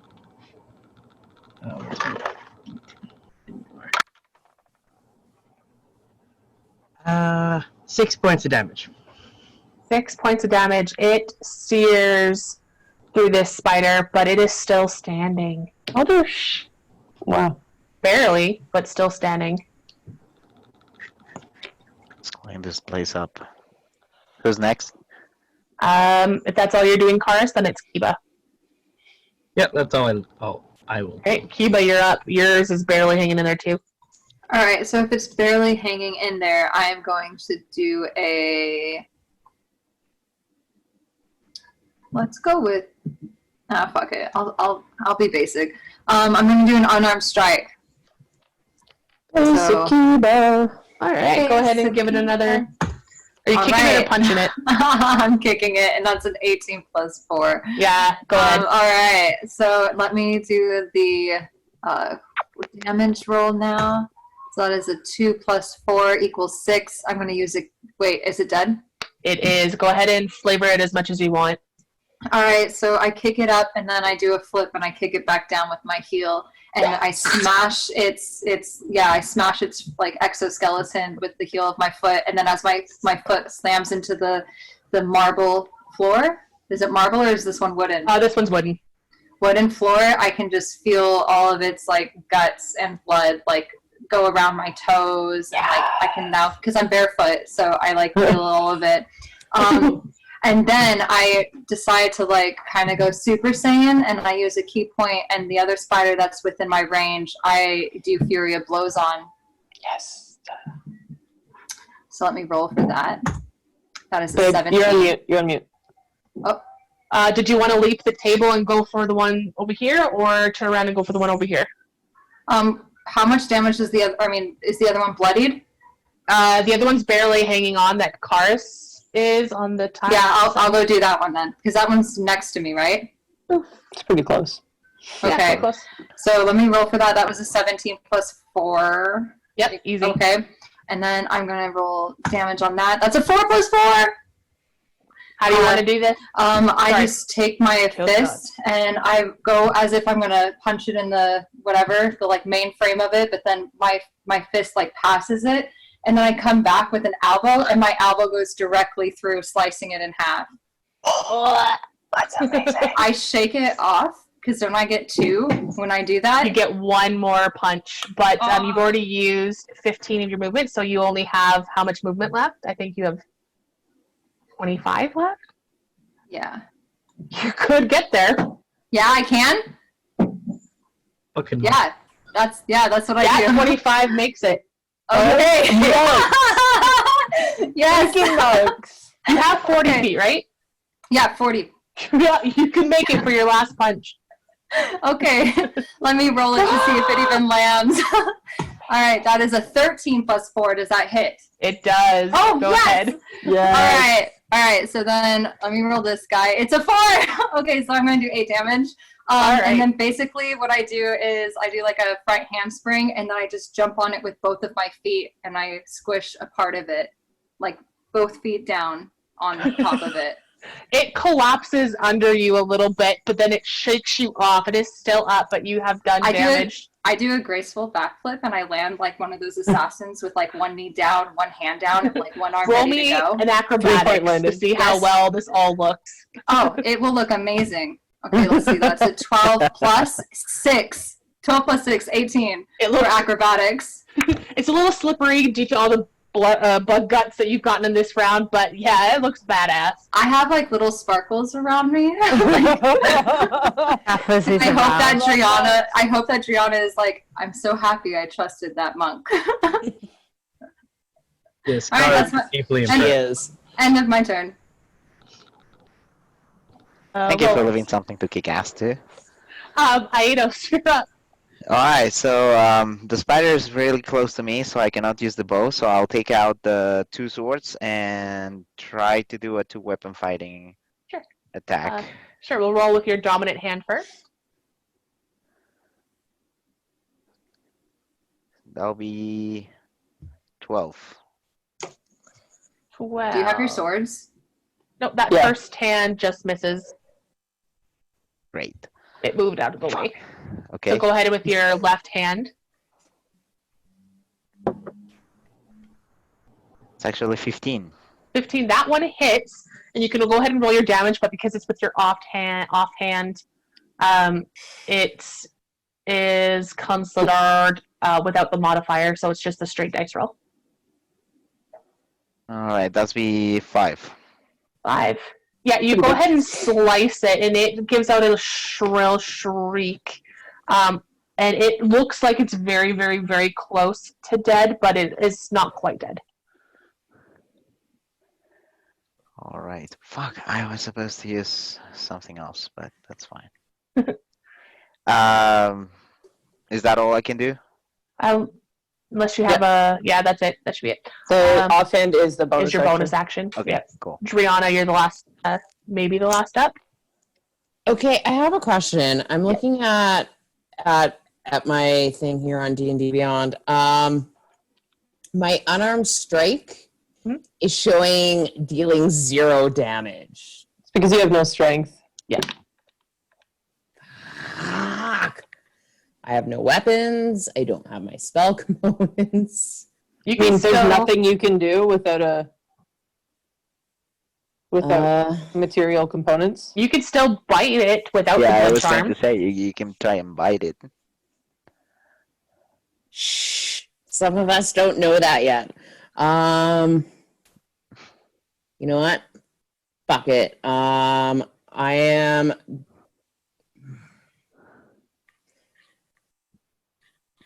It's a gamble, but it's what she would do. I need a wisdom saving throw from the remaining spider.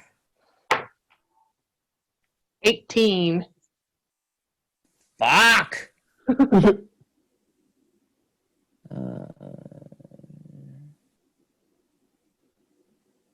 Okay, so you only take half as much damage. Okay. So my dissonant whisper at 2nd level, 'cause those are the only spell slots I have left.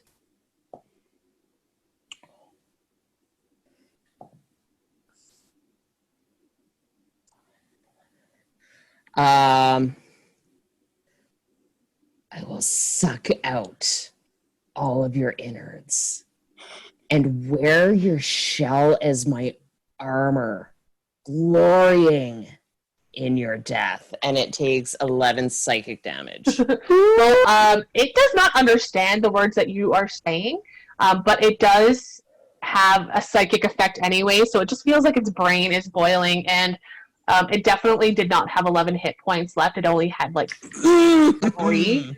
So you just watch it screech, and then its brain... And it does. And it does. It does. Well, at least we got no one unconscious this time. Okay, so the spiders are all dead. Yeah. I immediately Earthquake. hit and cast Prayer of Healing. Thank you. With everyone together, I go, I wish I had a drink right now for you, Dionysus. Come on.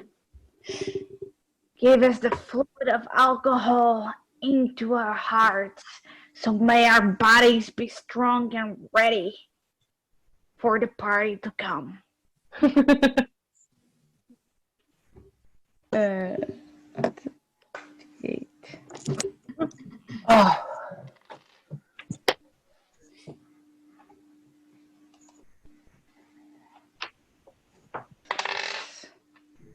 So 12 hit points for everyone. For everyone? Yes. That's All awesome. right, back in the 20s. Let's go. Okay. And as this is happening, all of your blood's boiling. Like you're just you're just starting to come down from the intensity of this battle. Saphis is trying to do some healing. I need Eidos, Driana, and Karis to each make some wisdom saving throws. Damn it. Fuck. As the woman appears in your peripheral, each on one of you, and starts to whisper.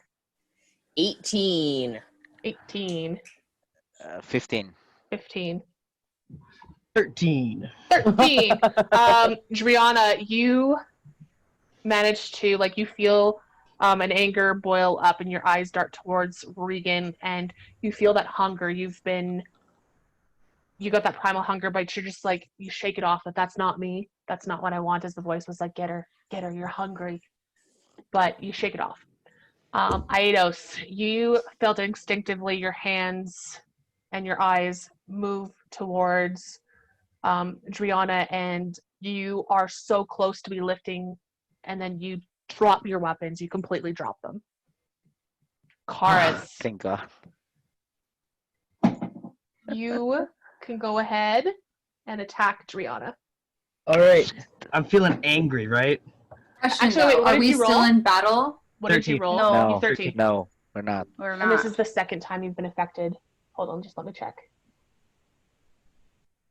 Because I'm healing you guys. Yeah, you guys aren't in initiative order currently. Increase. That thing DC. that 13, you just made it. You start rushing, but as soon as you reach her, you realize what you're doing and you stop. Holy fuck. Okay, well, it would have been a fireball. So, I'll, set it off, but I'll move it away from her instead. Yeah, so, you It's are cool. moving it, and then the last second you move it, and you can even hit the spider if you want. But you managed to save yourself right before you hit that mark. Okay, and I'll just, look at my hand and be like, didn't mean it. I walk over to him and put a hand on his shoulder, saying, "We all know. You're okay." You okay, buddy? Yeah, I'm okay now. Just the same I thing. think you need a drink. Well, our theory about getting the initial targets, I think, holds. I would say so too now. I think perhaps you should have hit me. I No, almost attacked Regan again, and don't tempt me. I'd rather anything happen, but see that come to pass. We would stop. Just And We just have to get out of here. Yeah, it's just whatever's happening in here. We need to get out, but we need to figure out where Cassandra is first. God, what is that woman? Exactly.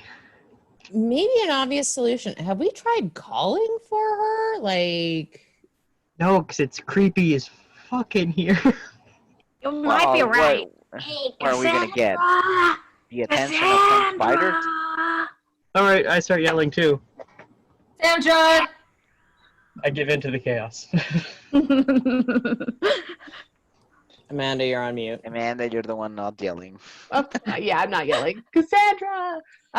You guys call and you pause for a moment to see if there was any movement or an answer back. And you hear a scuffled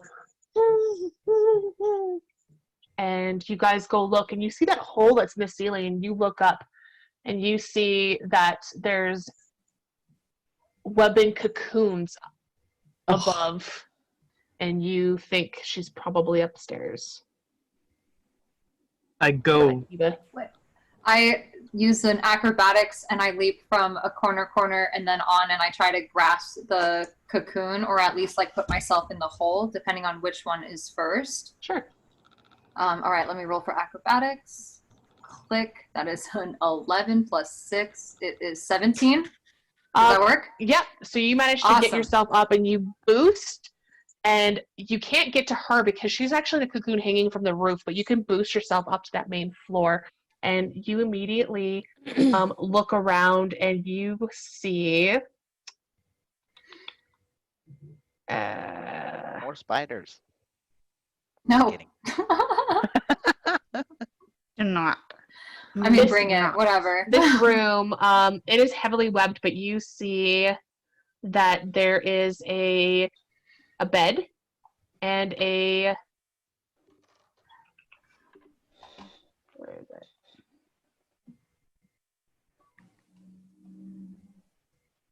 There's a bed, everyone. And let's go to sleep. There's linens on the bed. It was definitely made up.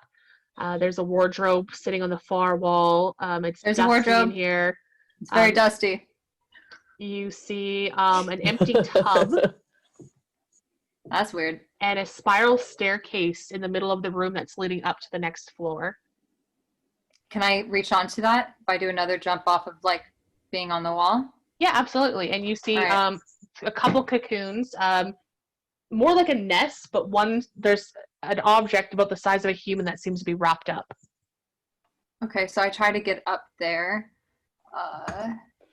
So that's a 14 plus 6, 20. So what are you trying to grab?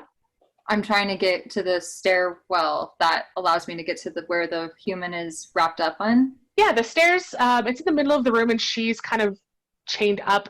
You could probably get to the halfway up the stairs and then reach for her. Definitely. Okay, so that was a 14 plus 6, so that's a 20. Yep. And then I try to do that. Absolutely, and you managed to grab it. Yes, Cars. I was just gonna say that like while Kiba's doing that, Cars is gonna like go and try to like go up the stairs and meet him. Yeah, we'll follow. Sure. Up there. Yeah, Adrienne? I thought you said the stairs were in the hole. Oh. Climb up the wall into the hole. All right. It's Is a hole in the center of the room? It's kind of like in the center corner. So there's going to be a little bit of a skill check there. I would need an acrobatics from Juliana. While the other ones use the stairs. I'll happily 14. take the stairs. 14. Get it, girl. You get up the wall, but you aren't able to get underneath to crawl backwards a bit to the hole, so you kind of just fall back down. While I'm up there and I have the cocoon grasp, am I allowed to grab a... Yeah, and you can start steering her out while the rest join you. Okay, cool. Thank you. The rest of you guys go up that, because there's two staircases on the bottom floor. You go up the one side one, and you notice immediately that there's only 2 rooms. One on the other side of the balcony that one staircase led up to, and then one that you guys went to. So it's an easy open the first door and you go in and you see the same thing she does. You see a bed, a wardrobe, another spiral staircase in this room that's leading up to the third floor. And you see Kiba starting to pull away at the webbing to unleash Karis. You recognize it as Cassandra and anyone else that was at the markets today. All right. Can I bridle her? Can I bridle her like a precious Mhm. little human? Okay, cool. I immediately run and start helping to get her out with my dagger. Awesome.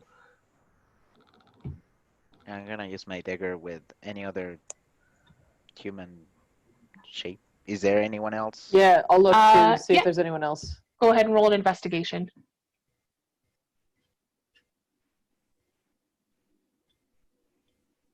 I got an 8. So Regan? 24. Nice. Eidos, you don't notice anything.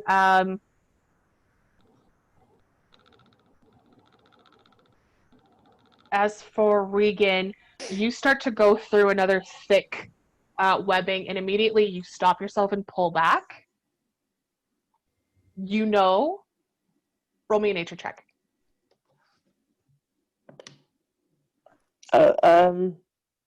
14. 14, that's enough, yeah. You realize quickly that's an egg nest. There's not going to be a human in there, so you stop yourself and you move away from it. There's no other sack containing anything else. We see by this time, since I have not made it through the hole in the floor, Yeah, you made it up with the rest of them, yep. Dree, can you, oh, wait, no. Are there any lit torches in this room? No. I mean, There's we've got- Fireball. yeah, we've got Karis and Iota, so can both do Firebolt. It'll probably work. yeah. Can we both do it? Can you hand me one of my daggers, please? Yeah, I would assume at this point, everybody has their stuff back, given how difficult that was to get our shit back. I will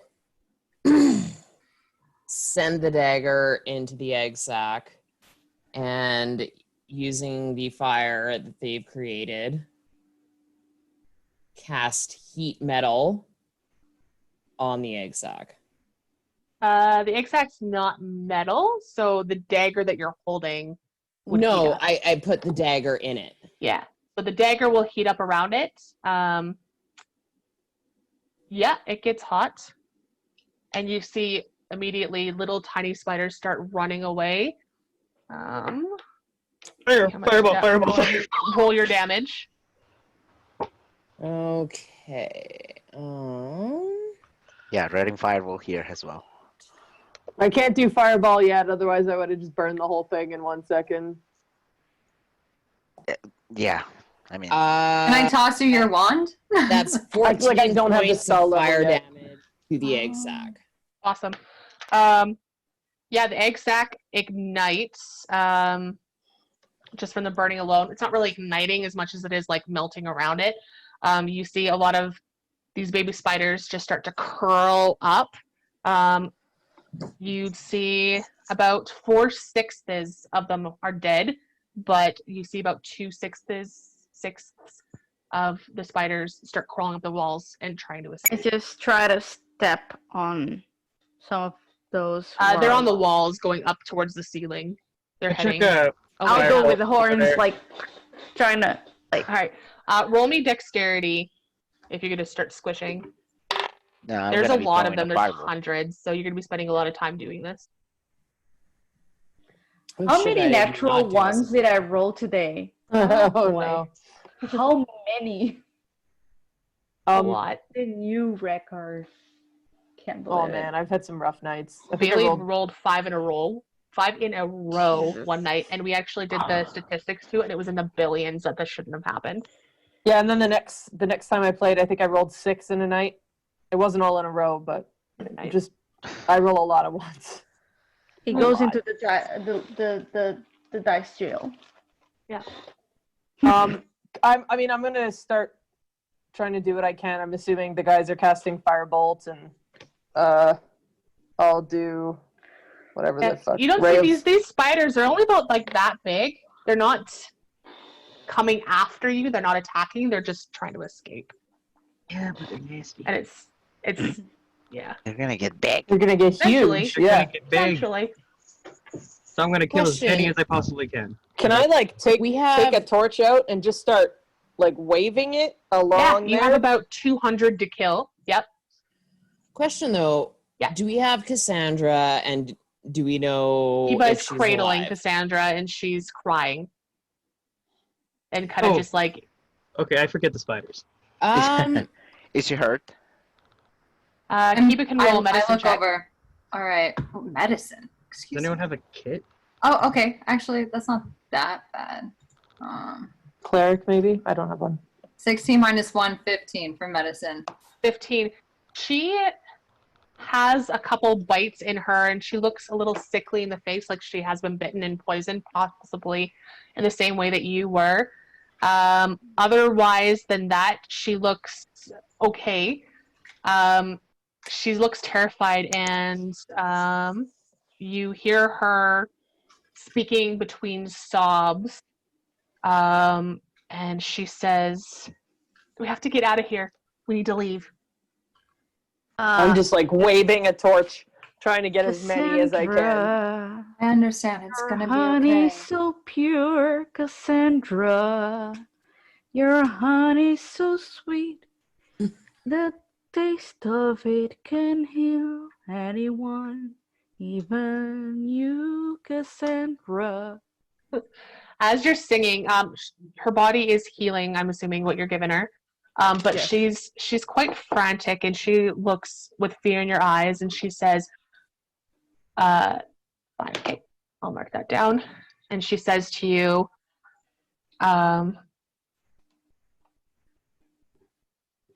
"There's a banshee in the house. We must leave." And at that point, you hear a blood-curdling scream. And that's where we're going to end tonight's episode. Oh! Fireball. Run, bitches, run! Ah, Jesus. Does a bad guy beat a banshee? you guys, that was so fun. was Good job, Amanda. That was a lot of fun. Yeah. Yeah, that was awesome. That was wait to all watch this stream Adrienne. tomorrow. She rolled this, and I was like, how do I... All right, so I have a haunted house. I have, obviously, do you guys have any guesses what... Gotta stop the recording. Banshee. I don't know. We can record this. We can Furies? talk about this. Yes, the Furies. Banshees.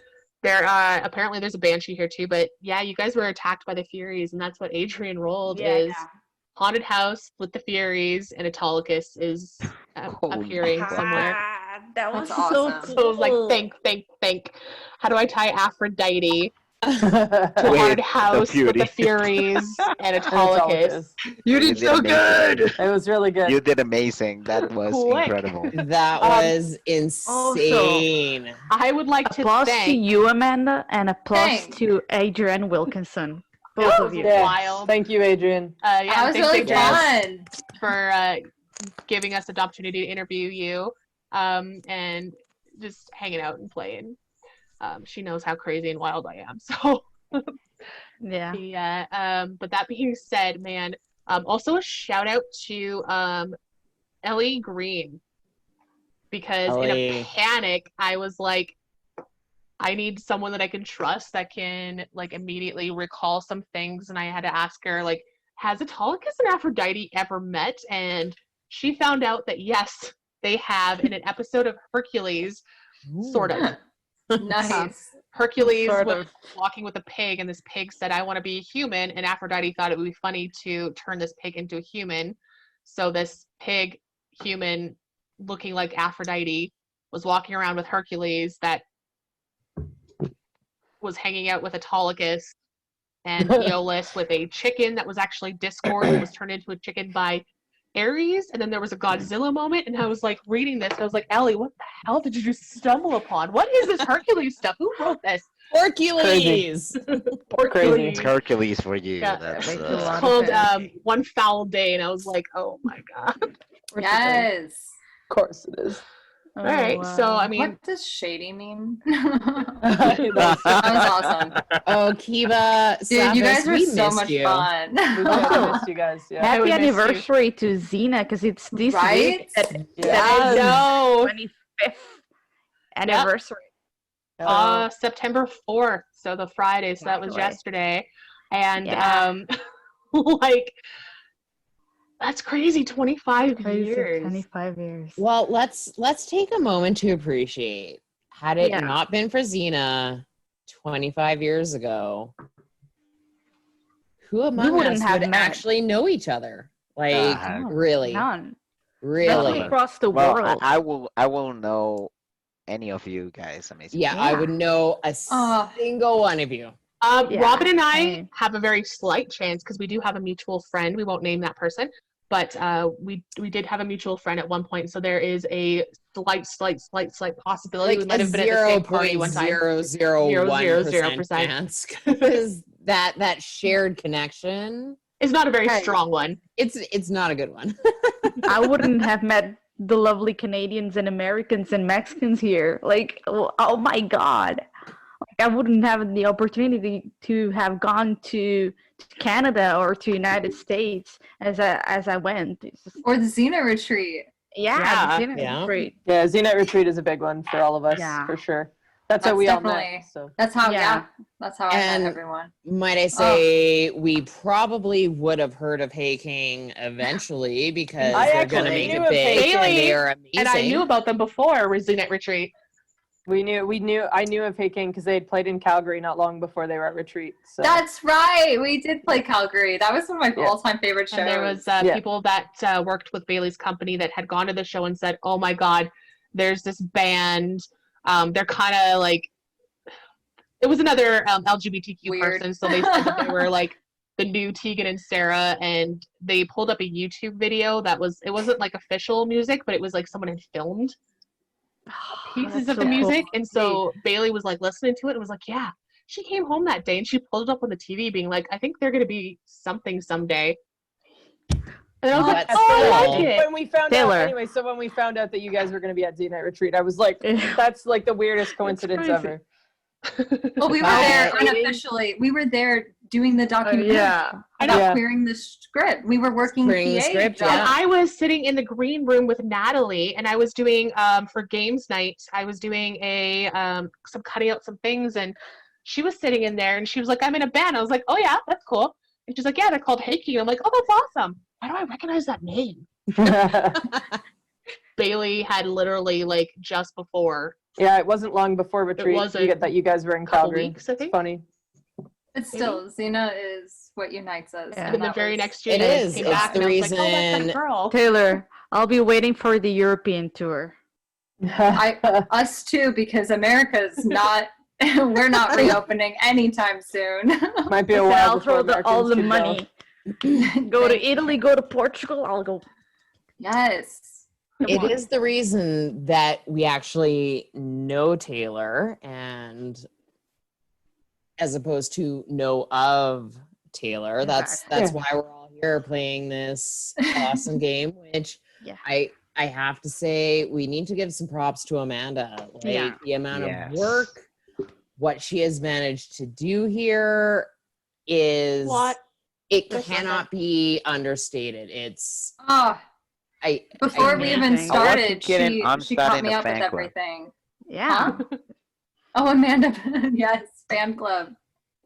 yes, the Amanda Donovan fan club. We're the official we are club. accepting, I'll be the secretary. I'll be the secretary of that one. Can I'm we really get good at t-shirts? note taking. Please. I'll do treasurer. I'm an Yes. accountant. think- I'll do Blue treasurer. pictures. I think the president is already taken by Bailey. Yes. Yep. Like no, She no, slept the right at president the is top. President. How I do it. That's true. Yeah, I mean, Amanda took this like crazy idea that Robin, myself, Amanda, and another Rachel. Z-Night, Rach, had, and turned it into this amazing campaign. So Yeah. she works crazy hard. So. Yeah, Props to you Rachel, guys. she's contributed some magical items that we will see, and some weapons and some ideas, and an amazing artist. And we're eventually going to be seeing some of her stuff. She's done some art for Bailey that we're going to show off at some point, and we credit her in our credits because she did have a Absolutely. great input. She's actually the one that did the art for the Xena ping pong table that's at Xenite Retreat that everyone has Beer signed. pong. Yeah, beer pong, sorry. Fantastic. Yeah, I mean, art. Xenites, I said this earlier on a page, I think, or maybe I was speaking to Tammy Potter, because she's helped us sharing, because she's got such a following with her cosplay. But yeah, Xenites are a family. Amanda and I would have met regardless, but Xena kind of brought us together. Like we both watch it as kids and grew up with it. So yeah, I definitely made the first move on you because you were wearing a Blue Jays cap. So it was Blue Jays that got me to notice you, but it was Xena that got me to marry you. I was like, oh, this is not just a fling. This is that's gross. It's soulmate. Yeah. Well, So and beautiful. speaking for myself, Amanda and Bailey, I signed up for Xenite Retreat. Penny sort of hooked us up. So it was like, hey, here's another Xenite in your area. I got invited to their Halloween party. I showed up nervous as all get out.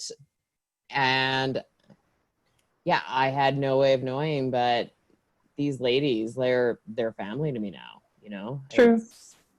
They Makes my me wish first I lived retreat, closer to like you guys. by the end of the first retreat, me and Amanda and a bunch of other people just became such close friends. Like Yeah. this. Yeah, Oh, somehow amazing. all the Alberta, Canada people ended up sitting in the same seats on the bus. It was me, Yeah. Carolyn, who are both from Alberta, and then behind us were Liz and Heike, I want to say. No, Heike was on the other side of us. But there was all of us were in one section, and you were sitting among us with another gentleman that was kind of just there, and we were taking an Alberta photo, and we felt bad. We're just like, yeah, you guys can be honorary Albertans for this photo. And so you and this other guy jumped in, and so we became the harem of love. Aw, And like, that's there's so started. many groups and so many families that have just been made because of Xena Warrior Princess, whether it's just a group of friends. There's been marriages, there's been babies born, Right. there's been Relationships. Heike and deep Carolyn met at relationships. retreat. Yeah. Carol and I met at the first retreat. Yeah. We Oh. have it Exactly for- that photo of let's get the Canadians that are on the bus. They ended up, you've been together for over 4 years now. Yeah. 4? So in Congrats. honor of the 25th anniversary, I know we got to get going here, but should we really quickly go through each of us and what Xena has meant to us and brought to our lives? Yes, very quickly. Okay, I suggested it, so I'll go first. I was a 32-year-old person convinced they were straight until I watched the show. Had a great big aha moment, figured out I was super gay, and also met my found family who are the best, most loyal, awesome friends I've ever had. And my life has been better ever since I watched that first episode back in 2016. Nice. All right. Yeah, we can do 5 more minutes. So everyone go ahead. Leo, go ahead and go next. Oh boy, I was very young when I saw Xena for the first time, and it simply taught me there was another way to be a woman. That was not something that I hated. It was something that I could totally be. So it could have probably saved my life at one point. Aw. It's amazing, and you are who you are now because of Xena. Oh yeah, That's so amazing. that too. Heike, besides meeting the love of your life. Yeah, that's a pretty important part. I guess, I mean, I watched it when I was a kid because my sister really liked it, and she's older than I am. And she put it on the TV, and I thought it was awesome. Gina kicked a lot of ass. And then, like, I watched it again when I was in high school, and I was like, wow, I'm super gay. Turns out, Not as Turns out gay you're as I not. thought. But yeah, like I followed the Xena stuff religiously on Tumblr, and then I came across the Z-Night Retreat, and the rest is history. Bailey. I'm just going by my computer screens. I mean, I watched it as a kid too. I really liked it. Found it again in high school after I came out and figured out why I liked it so much. And, read fan fiction, absorbed everything I could that I could find online. I was a lurker in all the online fandoms for a really long time. I just never I was never talkative. And then Amanda and I met, and we realized that we both loved the show, and we went to the 2015 con together, and met lots of people, met Penny, found out about Retreat that was happening the next year, and yeah, the rest is history. We've met family and friends. Some of the closest people in my life are Z-Nights, so it's definitely very valuable to me. Go ahead. Well, I started watching the show in 2015. I don't remember watching it as a kid, even though most of my friends watched it. But it was just like, it's funny because I saw the Lucy Lawless as Xena was like the number one, or like in the top 10 of top 100 after Ellen, sexy, hot chicks. And then I saw her picture and I was like, okay, I gotta watch the show. And I watched it and I completely just fell in love with the show. And then I went to the con in 2015 and then to the retreat, and it just opened a whole new world. And the show in particular, more than just growth, because it teaches a lot about accepting growth and accepting change. Also, like finding the courage to be yourself, which I'm slowly doing it. Oh, like, yeah, step you by are. Step. So yeah. And you're so loved. Oh. Taylor, go ahead. You look emotional. It's a really powerful thing. I watched the show when I was little, but I really didn't pay attention to it. My father was really into Buffy, Xena, really strange things that my father, X-Files. Like I learned I was gay through falling in love with Scully instead of Mulder. Like, so I totally get that. But something that Xena had that, I mean, I love Mulder, Scully all day, every day. But the way that Gabrielle and Xena love each other is the way that a dog loves a human. Like, I feel like those two characters have unconditional love for one another, and that's what that show like taught me and brought me into my life, and like a new way of like being able to translate that into other relationships, like me and my girl Natalie. That's it. That's a pure love. What Xena means for me, she made me gay. Like 7-year-old Amanda should not have been having those feelings at that point. So that was early in TMI, but I was like, women, oh my goodness. And so then had a crush on my best friend growing up that had the Xena hairstyle, and I was like, why am I obsessed with this girl? So yeah, she made me gay. And then again, my first wife had the same Xena haircut, just straight up gay. And then my second wife was, I read Xena fan fiction, and I was like, well, I was going to sleep with you for the Blue Jays hat, but I'm going to marry you for that. So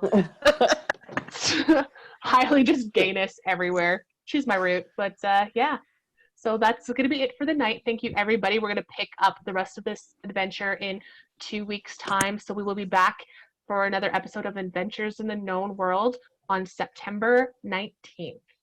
Thanks, everybody. Enjoy your celebrations. Bye.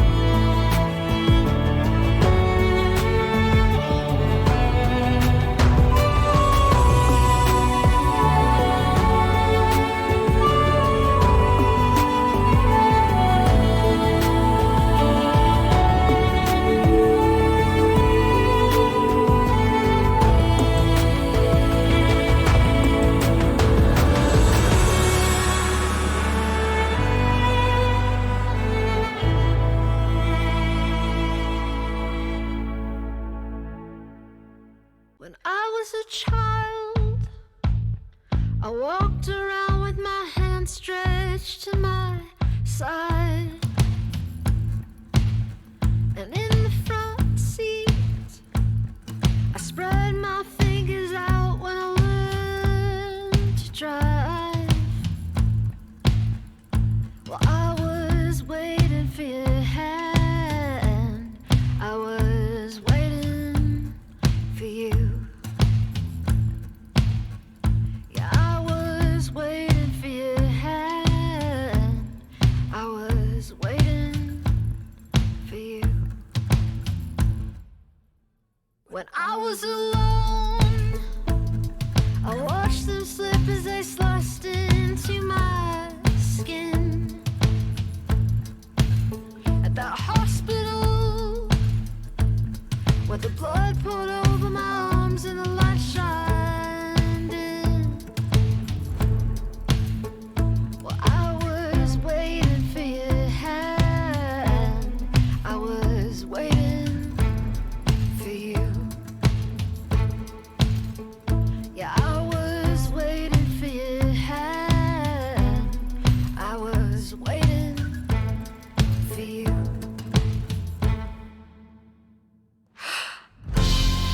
I was overjoyed at the hope that you'd walk in out of red light.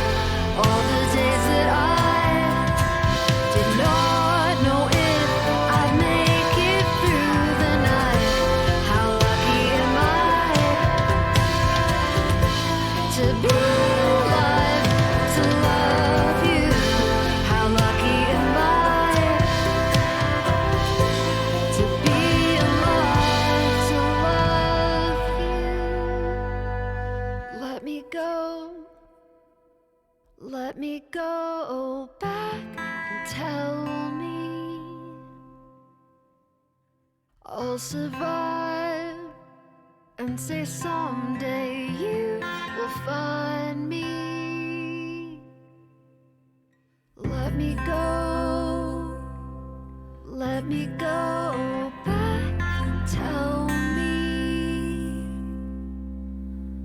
I'll survive, and to some